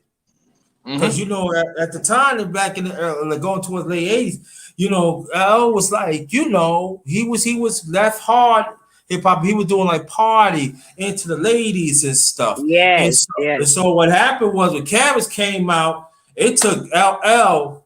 Whoo! When he did that Phenomena, what? That was it and stuff like that. So I'll even go a step further than that. An underrated album that LL had that I thought, you know what I'm saying, it brought him back, and that was Mr. Smith. You know what I'm saying? He didn't get the props he deserved from Mr. Smith. Yeah. I thought that was a hot album. You know what I'm saying? To bring it back, you know what I'm saying? It changed with the times. And you know what I'm saying? It just showed a lot of his versatility. LL's still hot, man. You know what I'm saying? Well, I'm not gonna say he's still hot, but I know he proved that he was still hot when he did that album. Yeah, exactly. Cool Gents 87. Thank you so much. When y'all coming, please hit the like button. Share this out. This is great. This is great information you getting. You got two brothers, a Rizzy from New York. Oh, for all the time we keep it in New York, but Tracy Lee, yeah, he could. He did that collab with the late great Biggie. Oh, that was hot. That was hot. Yeah. But I'm gonna do it like this. We're gonna change it up a little bit. If y'all want to bring people in there, make sure they do collabs of New York hip hop. Y'all can talk about that too. Bring some collab. You're gonna do some collabs. Make sure they collab with New York. Okay, y'all can do that. Right? I can open it up a little bit. I did say New York hip hop, but I did, but I understand. So we could do some collabs too. But so if you know any rapper that outside New York, they do collabs New York, y'all could throw that in too. Y'all could throw that. For this time, look at my email again and drop a line to me. Let me know you have it. So I give you the information. Yeah. So y'all could do that too. Please do that too. No.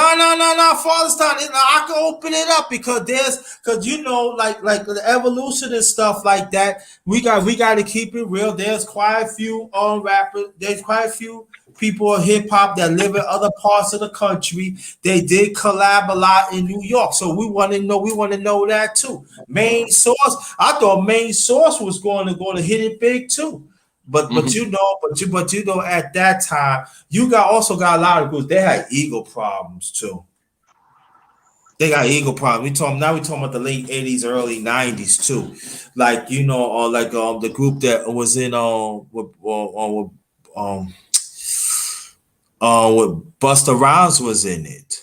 Yeah, that was Leaders of the New School. Leaders of the New School. That was another one. They was on their way, but in a way, it kind of worked out because we see how what Busta Rhymes became to be, and also Busta Rhymes did quite a few collabs of the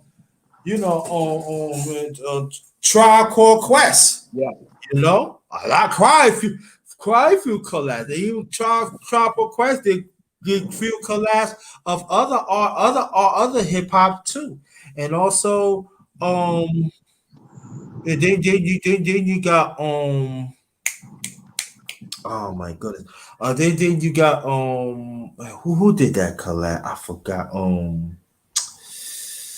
What's that one from New Orleans? Master P. He did a collab with from Harlem. What his man? He was on the 4-3-2-1, wasn't he? No, he was not a 4-3-2. He did a collab with from Harlem. Oh my God, what his name? It wasn't Mace. He was man. He was down with the Dipset. What's his name? Oh my goodness. Oh my goodness, what his name? Man, it's on the tip of my tongue too. Yeah, Fight was nice. Yeah, you right. Fight was nice. What's that? Oh man, what his name, man? He was head of the Dipsets. You talking about Cam?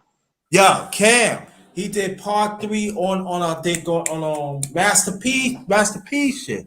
I think it's Ice Cream or something like that. Something like that. He did part 3. I was hot.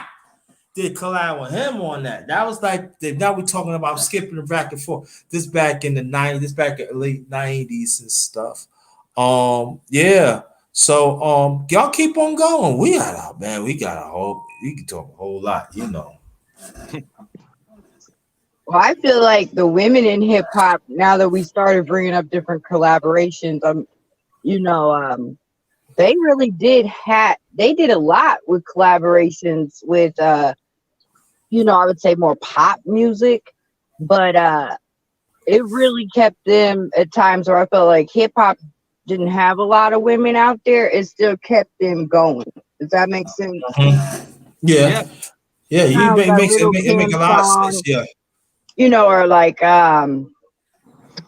Missy Elliott, she was always like, a lot of people sleep on her about how she was doing a lot of like producing beat type things for Gwen Stefani, different people like that.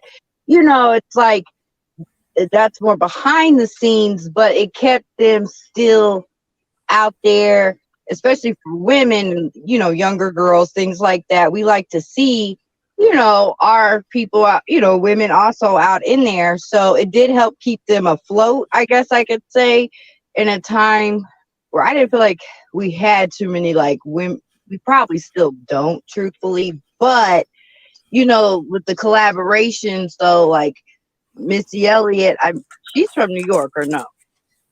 Missy from Virginia. She from Portsmouth. Yeah. She from the next town from me. But that's about 35 minutes from me where I'm at.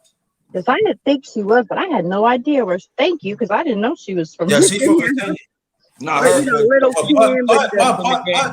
she was running Timberland real hard. You know what I'm saying? So yeah, they were on this from Chicago, right? Or no? I think Timberland's from Virginia too. Okay, well, who am I?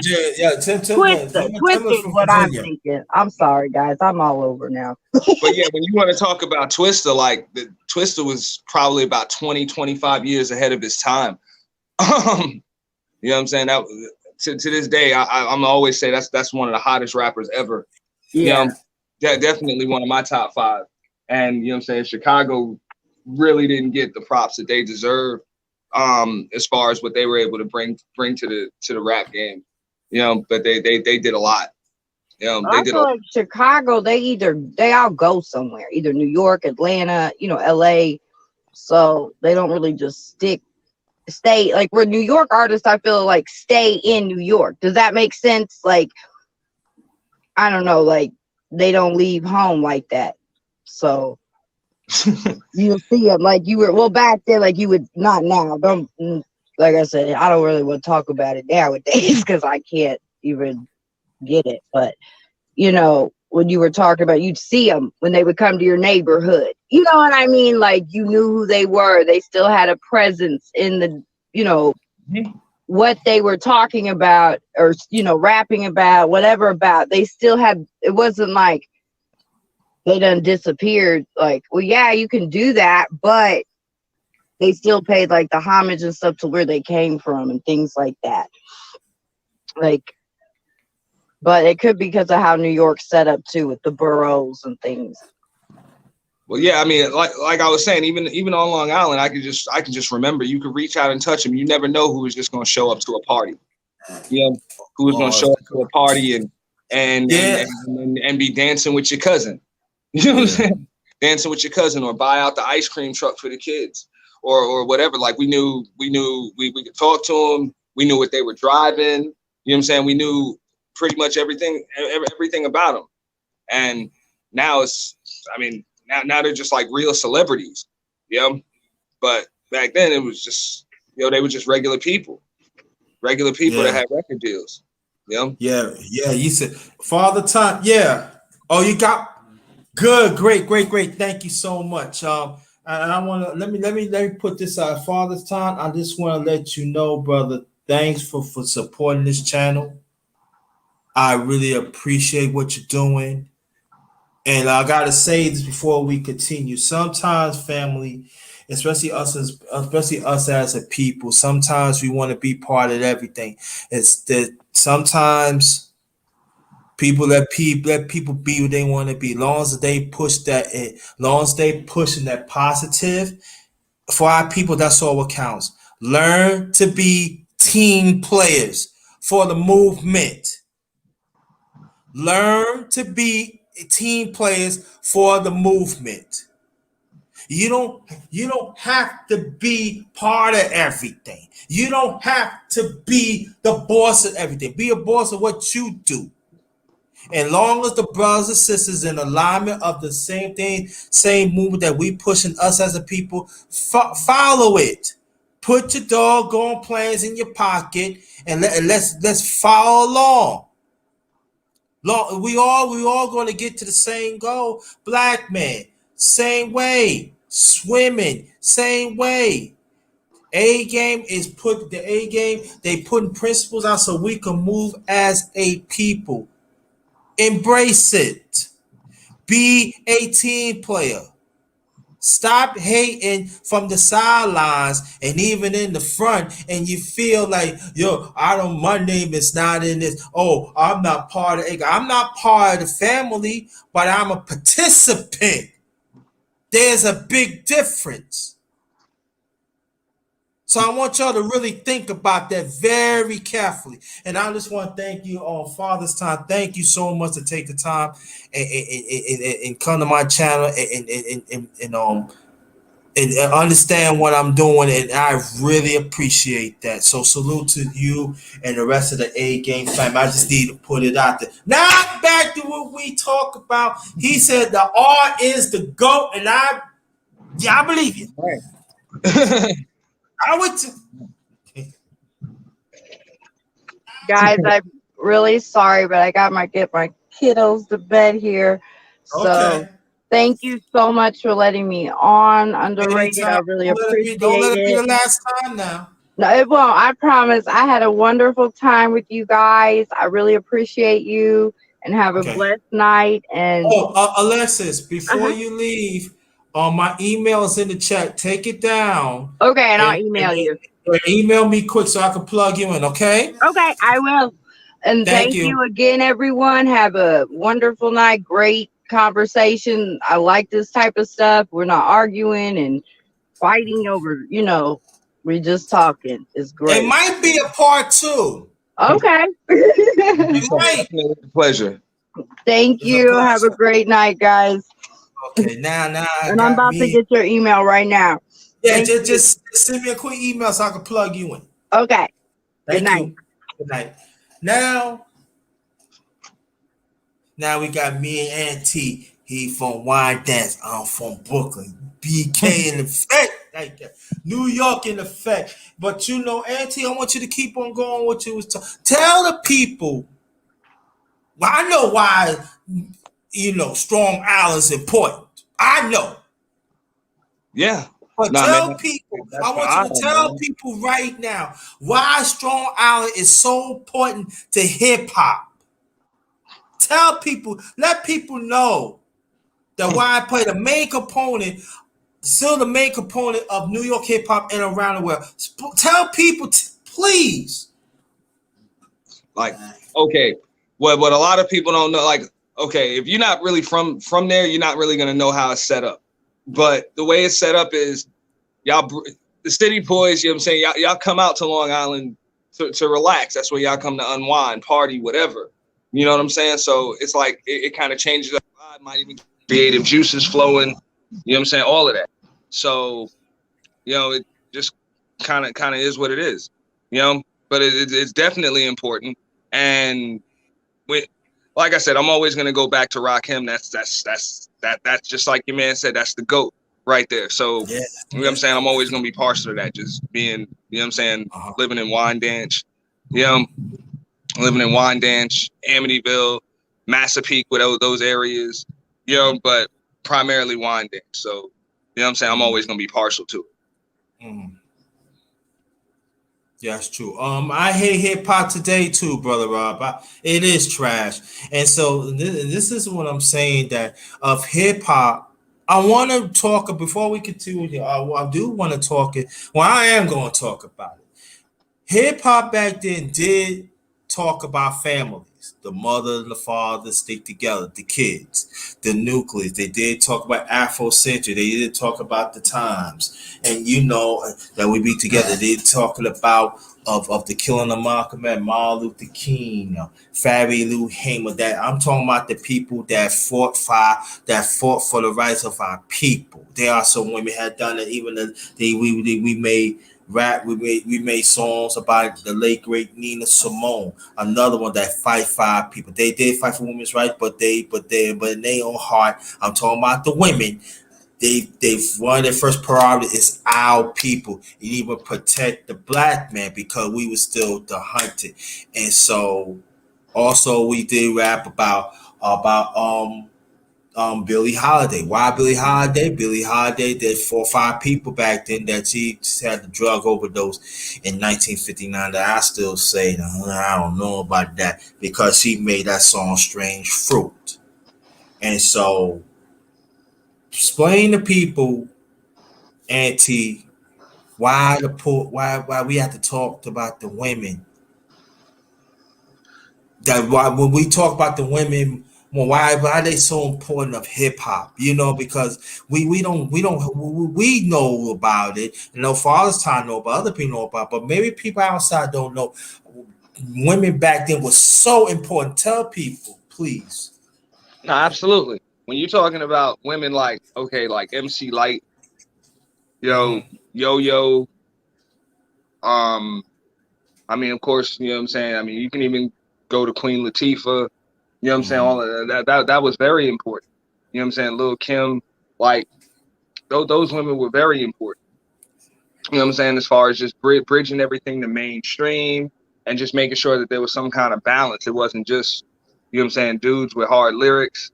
You know what I'm saying? It was women rapping about real women stuff that they went through. You know? So yeah, it was definitely important. you know. And so go more on brother Auntie. We're gonna continue going. Is this that they did talk about women's rights back then too. Mm-hmm. But at the same time, but they understand the Afrocentric with it too, that we gotta support the women. They all about the families too. So I ain't gonna Queen Latifah. Uh, uh, Back then, yeah. I'm gonna be nice. I'm gonna be nice tonight. I'm gonna be nice. I'm gonna be nice. You know, your auntie, you know what I'm talking about. See, that's what auntie is laughing because he know what I'm talking about. So we gonna leave Queen Latifah out and stuff. But We're gonna leave her out. we gonna leave her out for now. But Queen Latifah did make an impact of hip hop, so of hip hop period. So we definitely gonna put some respect. But I'm just talking about outside hip hop, you know. But that's been another story. But we gonna go in and out tonight of New York and everything. So also Missy Elliott she loved New York hip hop. She always talk about the Salt and Pepper, MC Light, Little Kim, and stuff. And those are the ones that she looked up to. So I want people to understand that women had come a long way in hip hop and stuff, and like this. And you know, did they get enough promotion at that time? No, they haven't. No, they haven't. But along the way, they have gave birth to great female rappers, have made a mark and stuff like that. Now, right now, even the guys, I don't know, and stuff like that. So that's why, like, what I did this, brother, tonight, I want people to understand that New York, at this time, you know, New York had been lost of this hip hop, you know? They people saying down south, west, Midwest. Nice, they ain't saying nothing wrong with it, but I'm just saying though. But you know but you never want to talk about New York. You never want to talk about where it really comes from, the Bronx. Like I said, look at the thumbnail, Sagebrush Avenue. Okay, that's what it's all about. And so y'all better know your history, cause you talking with two men. You just talking a young lady named Alexis.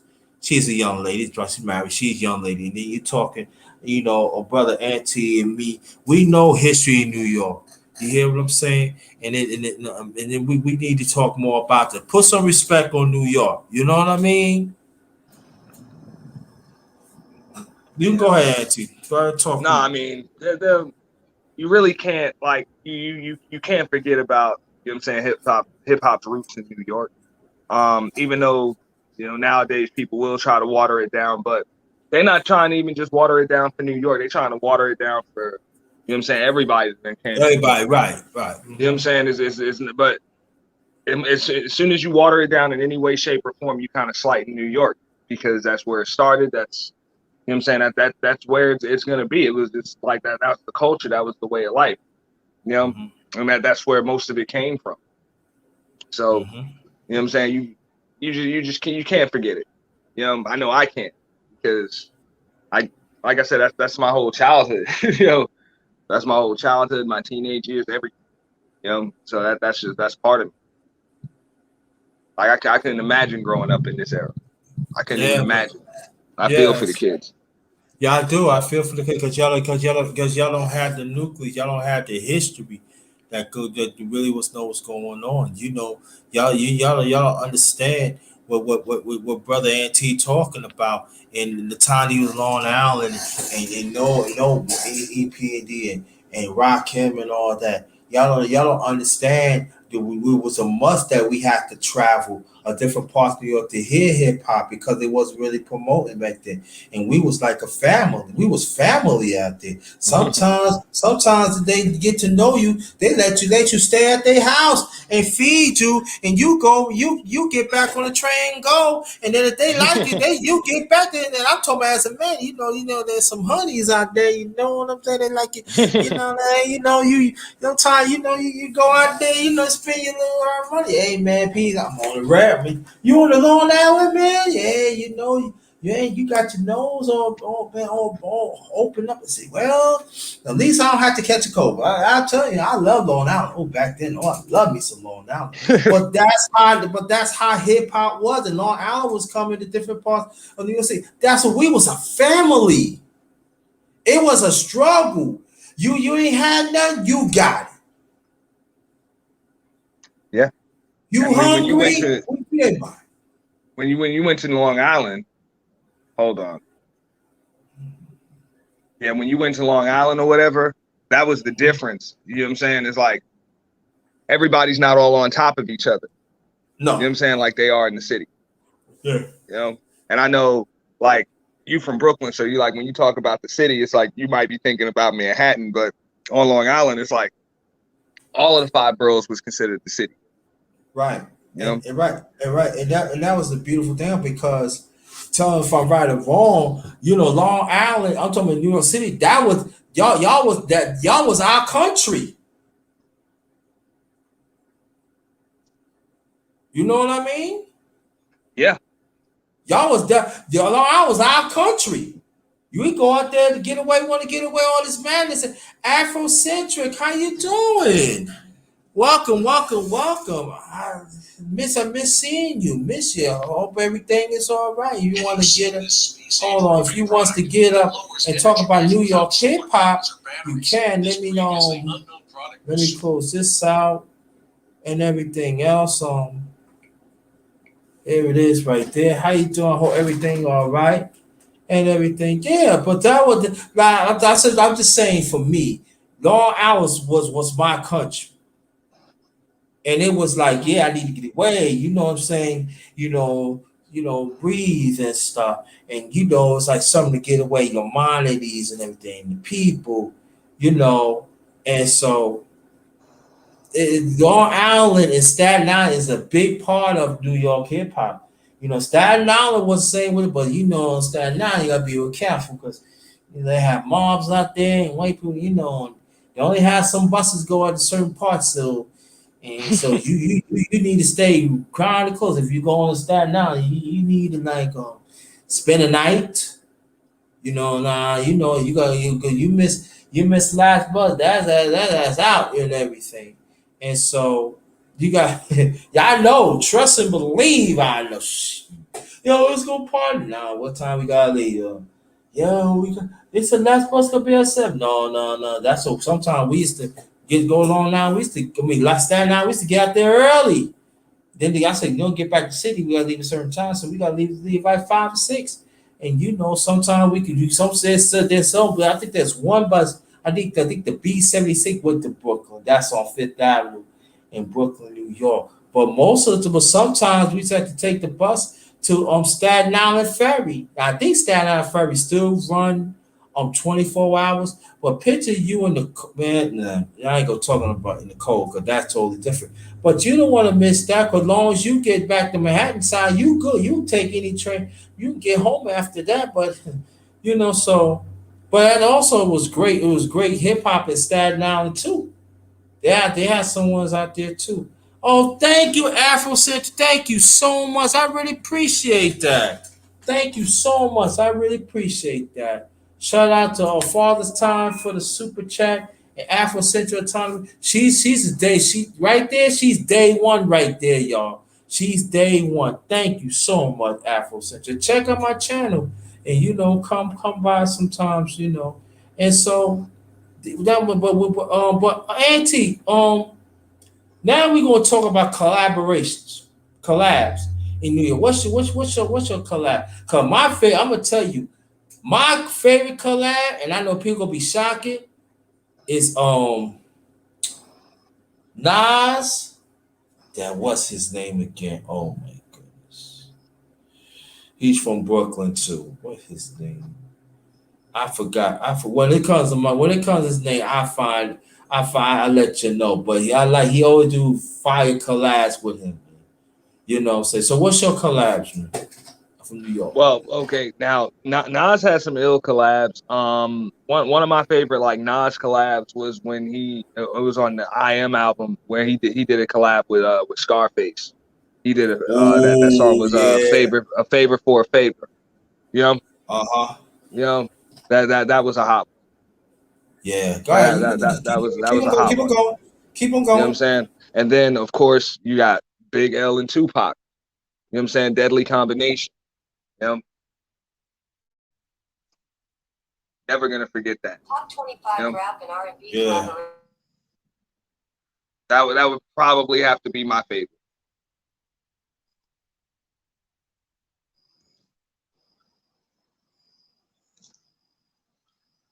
Yeah. That was my favorite. That just, you know what I'm saying, just brings back a lot of memories for me. I mean, bro, it was a lot. It was a lot. You know, it was a lot. And then let me see. What's his name? He did quite a few collabs with Nas. He's from Brooklyn. What his name? He was nice, yo. He was nice too. What his name? I gotta find that one because yo, man, let me see.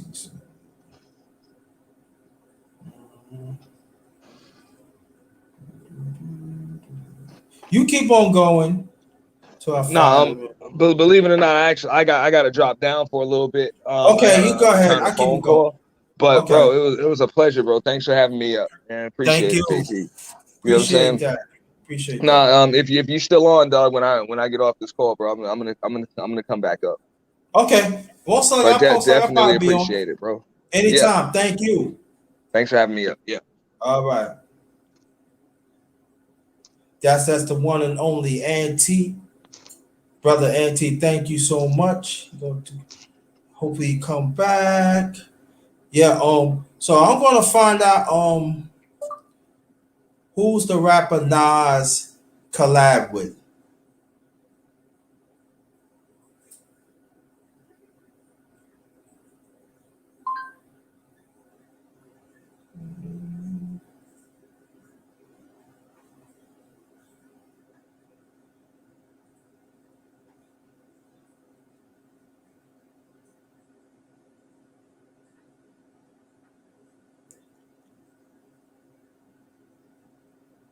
I'm gonna find it, y'all. But like again, thank you so much for coming. This is my channel is the Underrated Darkness. Yours truly, the number one grinder. And thank you so much, Afrocentric. Thank you so much. Yeah, you be easy too. Thank you. I'm trying to find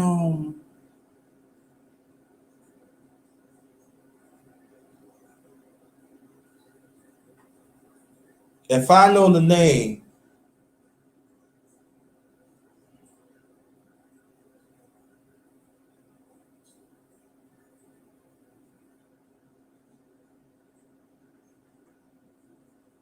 I gotta find because he collaborated with him. No, oh my god, they always had banging beats, banging collabs and stuff. Let me um.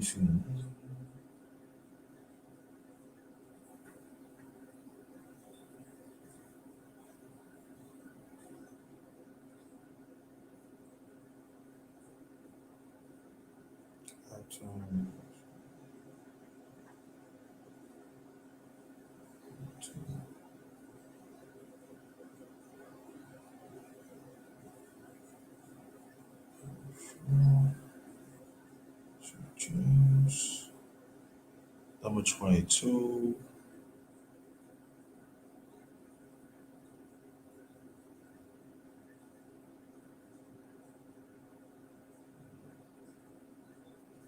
I'm gonna find it, y'all. But thank y'all for being here.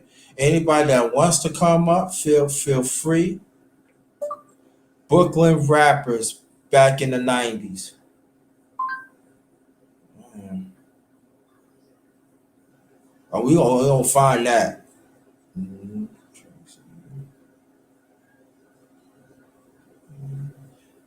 There you go, AZ. There you go. Nas used to him and AZ. What? They used to drop them things. They used to drop them collabs. There you go. It's AZ. Yeah, AZ is very underrated too. From Brooklyn too. I believe from East New York. From East New York, Brooklyn, if I'm not mistaken. Yeah, AZ. Pretty pop on my mind, everything. Yeah, so but we're gonna keep on going. Um, like I said, you see the thumbnails is 1520 Sedgwick. Avenue. That's where 1974. That's where hip hop was born at, right there, right in that building right there. I forgot the name of the project in the Bronx, but it's right there. And we talking about New York hip hop and everything. So it's right. But yeah, I tell y'all, I remember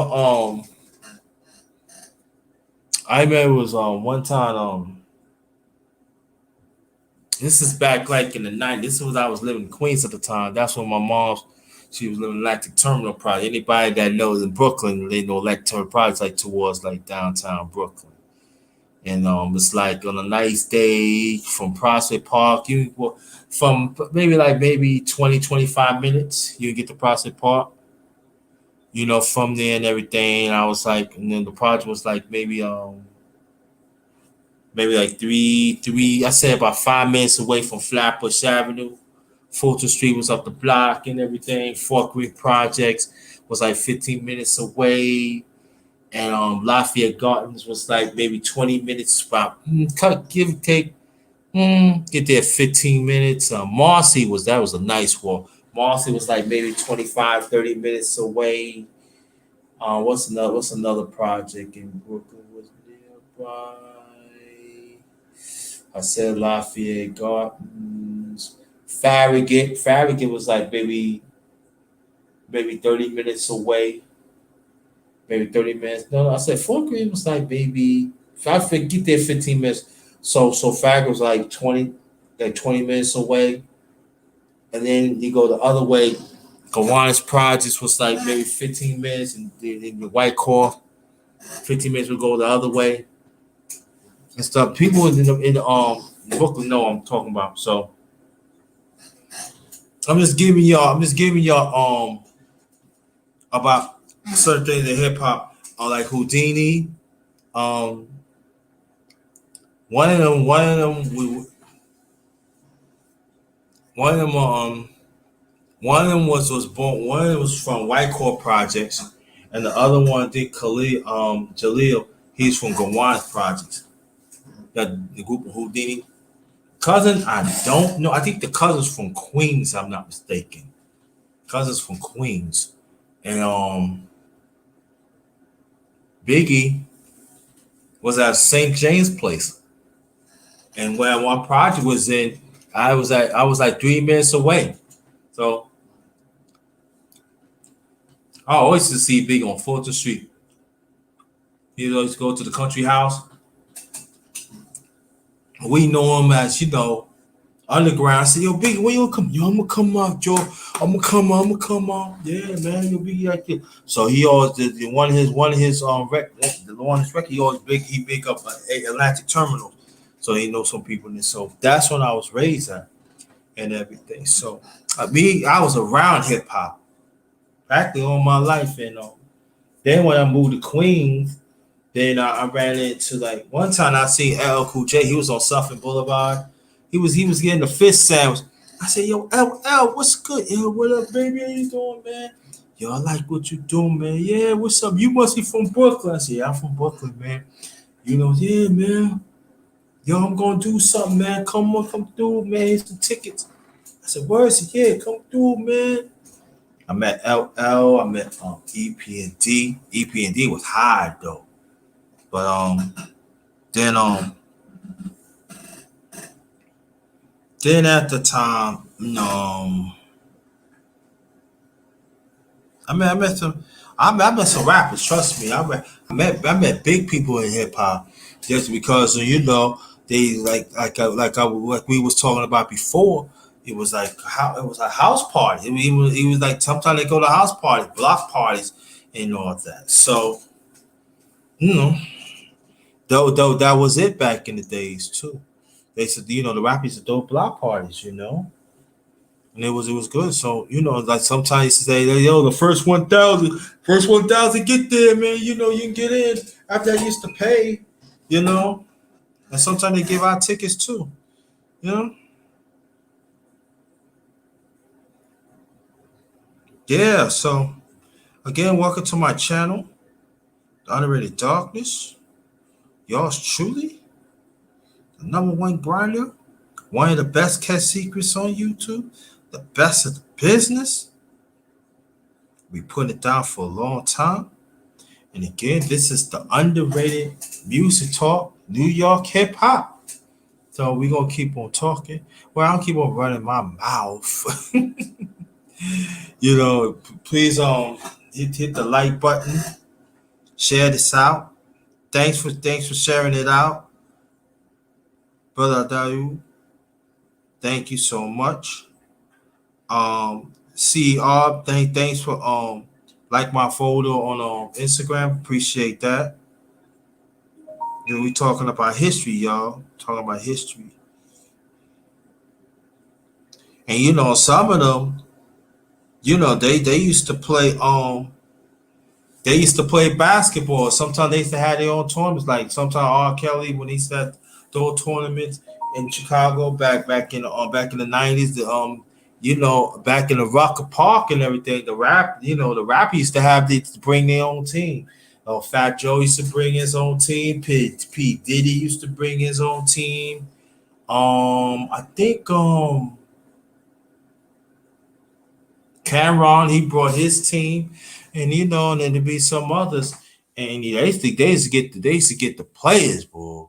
They used to get the players, and they used to, look out for pay them and stuff to play and stuff. They had a house squad. I remember Fat Joe, he won a few tournaments in Rucker Park. So people say, "Who's Rucker Park, man?" Rucker Park, that's where the NBA greats and great college players played back then. Dr. J played back then, back in the 70s. That's a legend part. The late great Kobe Bryant played. The late great Wilt Chamberlain played. We talking about back in the 60s. You got Kareem, I believe Kareem Abdul-Jabbar played it. NBA greats, They want to go against the greats. I'm telling you. I mean Durant years ago came to Rocker Park and played there.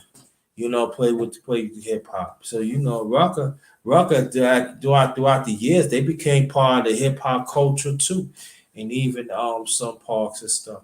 Even like you got hip hop used to throw parties at different parks around New York City too. That was prominent too. So those were some good times. Those were some good times. Now that they had some killers back then, people was acting stupid. Yeah, they was. It was like quite a few acting dumb, do the dumb, and then they get locked up. And then I think the back one bad thing about it, when they have rappers, there are some rappers back then they run their mouth too much, so they get somebody from jail, put them on their payroll, let them travel with them and stuff. And sometimes they cannot to change. They cannot fit in with the real world, so they got that mentality, and they start beating people up, start hurting people and stuff. And so they actually hurting the rappers' brand and stuff like this. So that's the one negative thing in hip hop, but also the break dancing, you know, even like you got some R&B groups back then has embraced certain elements of hip hop, but they couldn't say hip hop back then because they don't want to mess up their brand. But they embrace of hip hop. There's a story I'm going to read until somebody come through and everything. So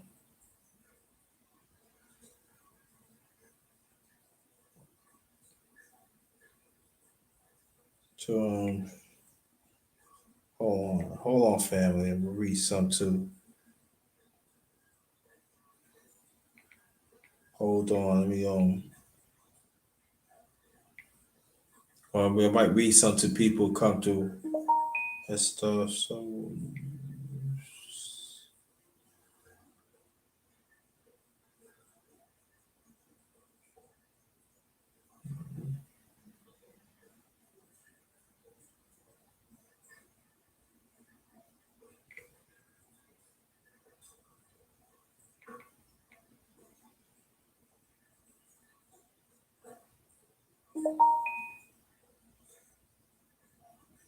So again, welcome to my channel, Underated Darkness. That's my channel. Um,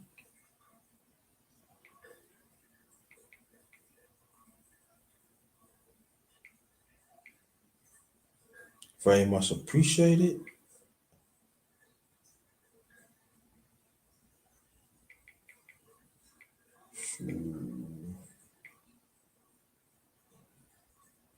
Hold on, fam. I'm trying to look for something.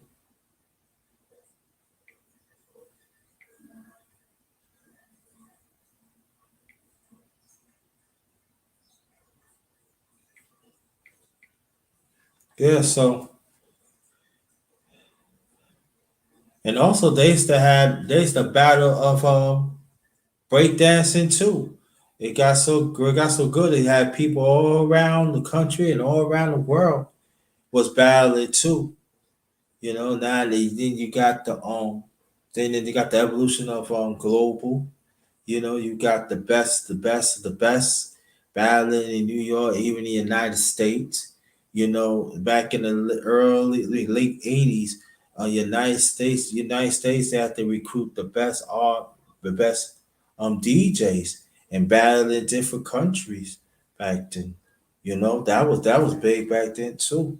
So it was so at that time, you know, it was competitive. It was very competitive back then. You know, I wish it compared to right now. So that's why I miss the real elements of hip hop. I really do. You know?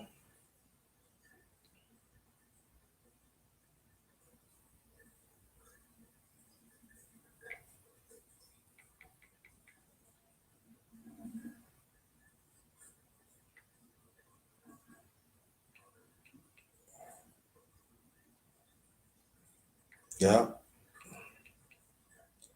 Trying to see hip hop. Okay, let's see. Oh,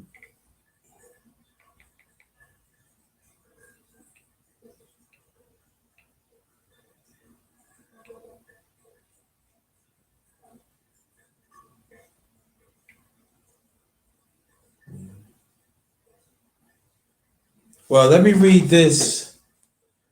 Um,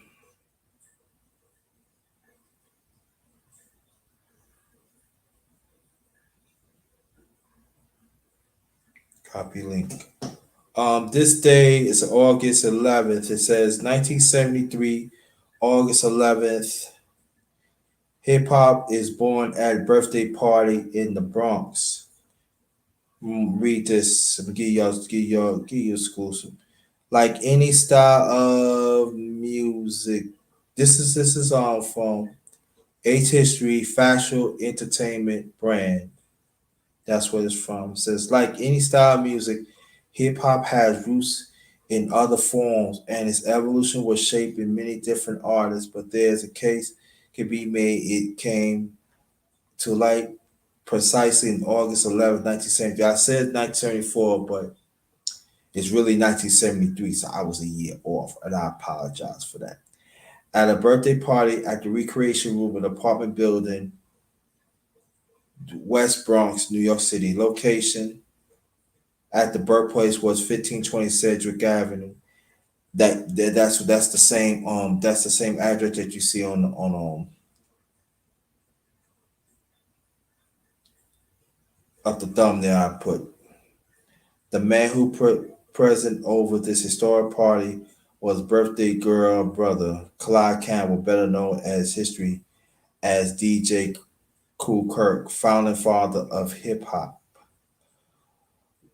Born and raised at the age of 10 in Kingston, Jamaica, DJ Clerk began spinning records at parties and began set his father band play while he was a teenager in the Bronx in the early 1970s.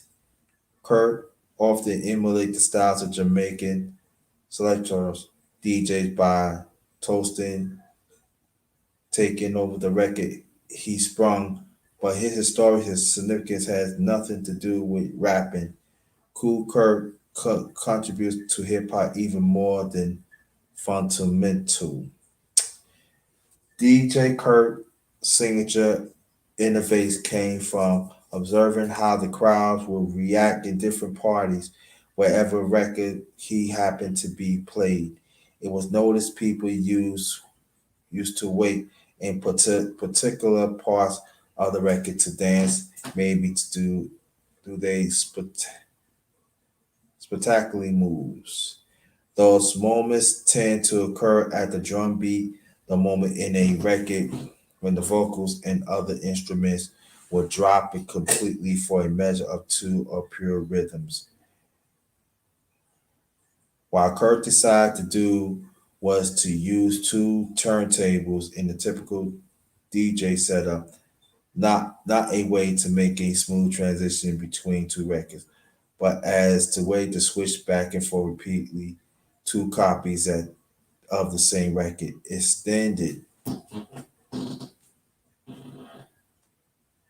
Extended the short drum break that the crowd most wanted to hear. He called his trick Miracle Round. Today is known as the break beat. By the summer of 73, DJ Kurt has been using refining his breaking beat for the better part of the year. His sister party on August 11th, however, put him before his biggest crowd ever with the most powerful sound system he ever worked.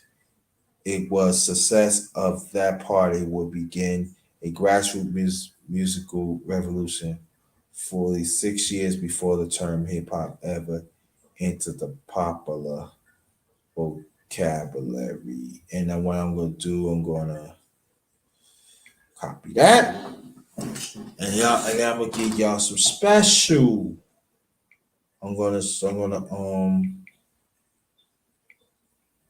gonna post that into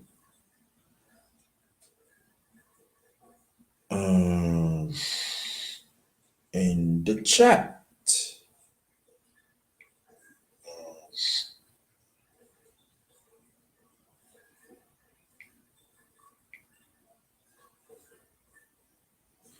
Like I said, Deritis. So let me put the link in there. Oh no, that's not it.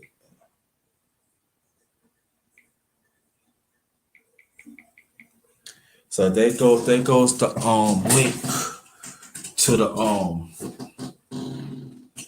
to the history of it. But yeah, but I met quite a few.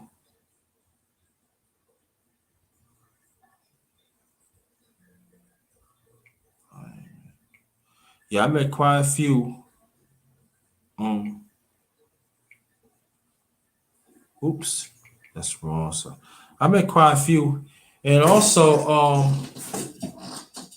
I seen Ja Rule before with Irv Gotti. They was in Queens at the time. Not I mean that's when I was back in Brooklyn. I guess when I was married at the time. They was in Bed Stuy. Went to a party and stuff. Seen I said, "What's up, Ja Rule? What up? What up? What up?" It was alright that thing.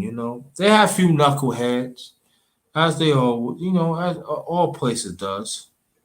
But ain't what it used to be. I mean, don't get me wrong. Shoot, people was getting robbed. Like Auntie was saying, they was getting robbed. They was yeah, bamboo earring, beatbox, Cassels. Even you got a nice pair of sneakers. Shoot, getting robbed of that. I remember the track nights was out. I had almost every color. Had some jeans like straight legged and stuff like that. Wasn't all that tight, but it was like enough room. Throw on a blazer with the sweatshirt. But you can't you can't with the cane go on. You can't say nothing. Then back then you had the suede, you had the leather Adidas, and it's all the suede Adidas.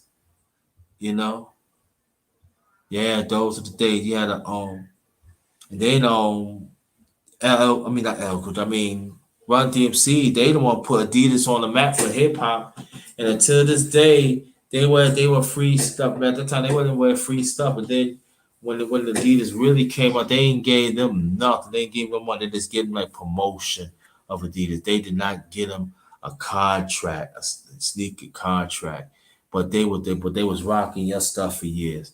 See, that's what it was. Other forms of establishment had disrespected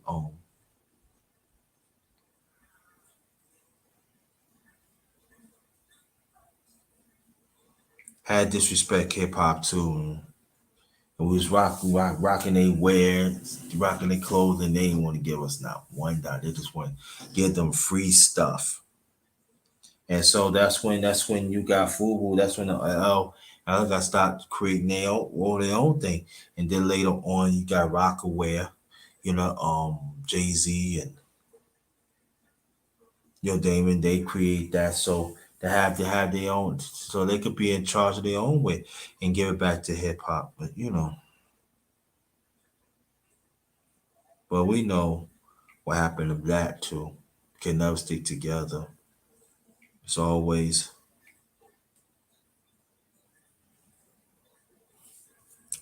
so.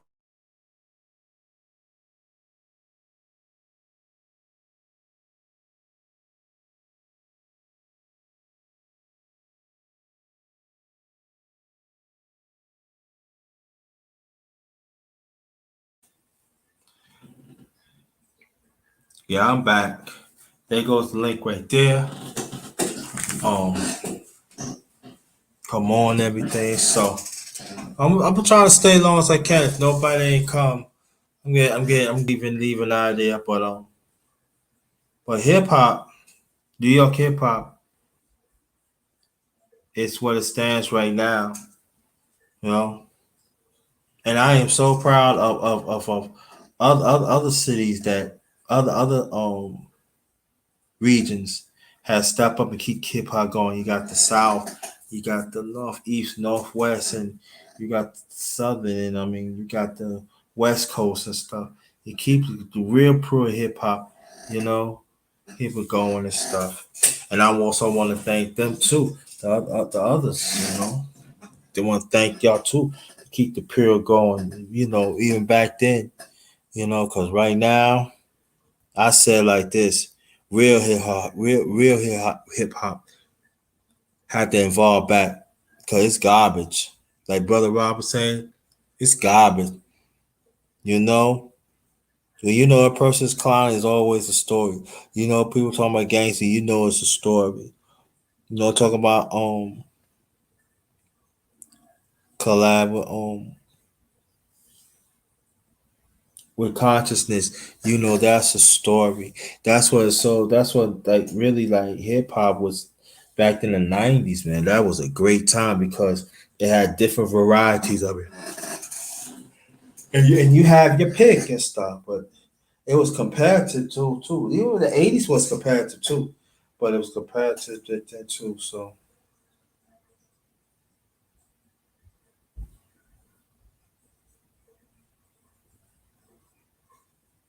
it was a great time. It was a great time.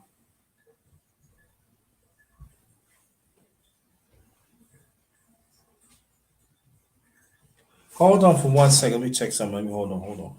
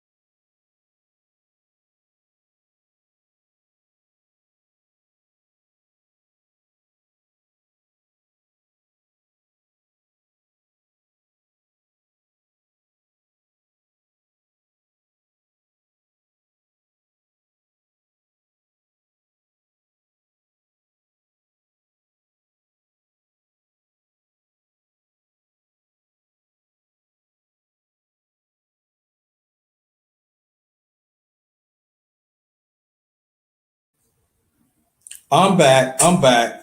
I had some technical difficulties. I straighten it out. So they were straightening it out. So yeah, like I said, nobody ain't coming. I'm gonna shut this down. And yeah.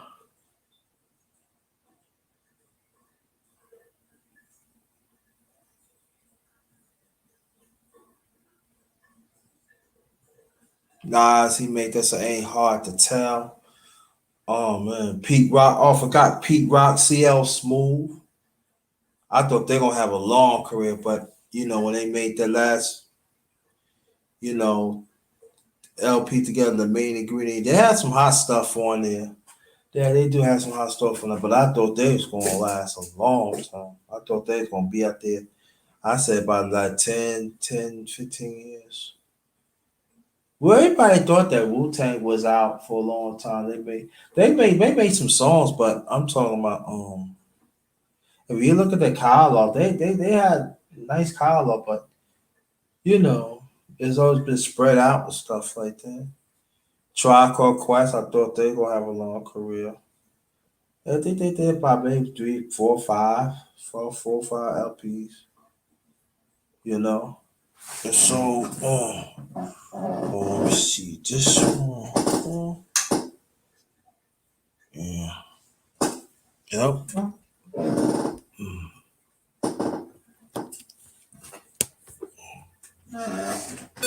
Yeah, so they had so what's another group? Another group I said main source. Salt and Pepper was not out. I think they was out for maybe 4 or 5 years. Okay. I thought the Fugees was on their way. But for things I thought they was gonna be out for a minute. They wasn't.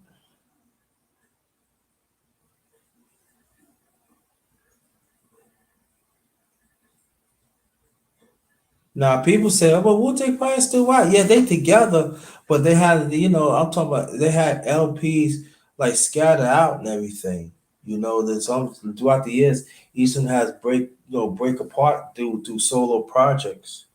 They had their own peoples and stuff.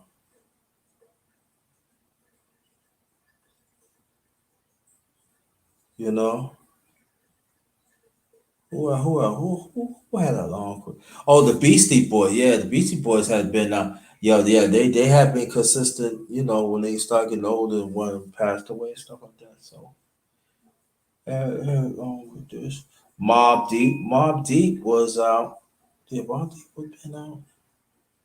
You know, they've been out for quite a few years too. Yeah, Mob Deep is very underrated. Very underrated. Yeah. CCN. That's another one I thought they were good till the homie got locked up. Um, and Nori doing his thing of drink champs and stuff. So salute to Nori Capone.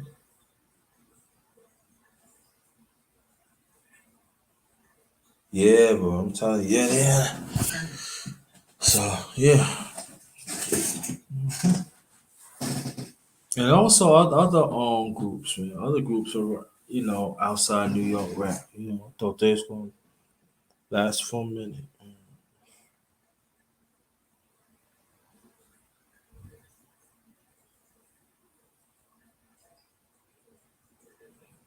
Yep.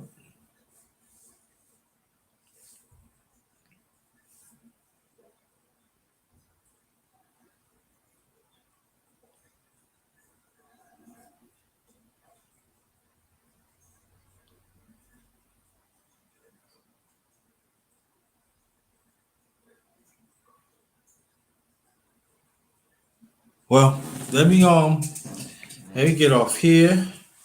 Cause see like nobody coming. But thank you. Thank for Afrocentric and Far time for the super chat. And I want to thank Sister Alexis and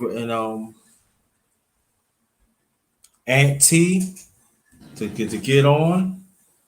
Let me see something. Um, Let me check something out.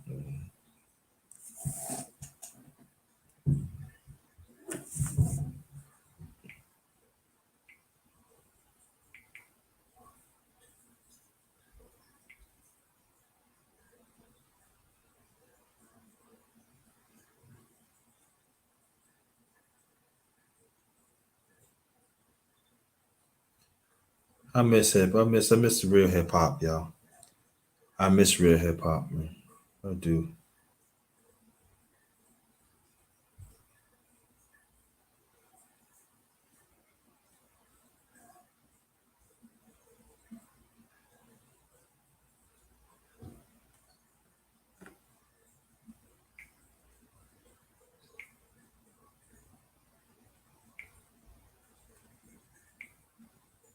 All right. Well, let me get out of here because ain't nobody coming. On behalf of my channel, the Underrated Darkness, yours truly, the number one grinder. This is um this is the Underrated Music Talk. We talked about New York hip hop. I thought people was gonna come, but anything happen. No, anything happens and everything. So, but again, thanks Sister Alexis and thank you Brother Aunt T to come through. And the ones that participated, I want to thank all you that participate in the chat and everything. And again, the Afrocentric Autonomy TV and Father's Time, Brother Father's Time. Thank you, Sister Afrocentric TV. I'm sorry, and Brother Father's Time. Thanks for y'all super chats. It's very much appreciated. And until next time. Oh yeah, if you're traveling by yourself, right, to your destination or home,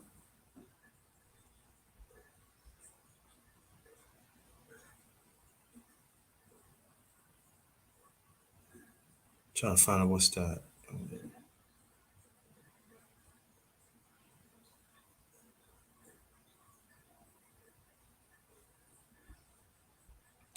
But if you travel to your home or to your destination, if you're by yourself or in a group, please take extra safety precaution because the climate out there is crazy and it's real. And we don't want nothing to happen to y'all. So until next time, have a good night. Stay blessed. This one is Ghost. Stay blessed.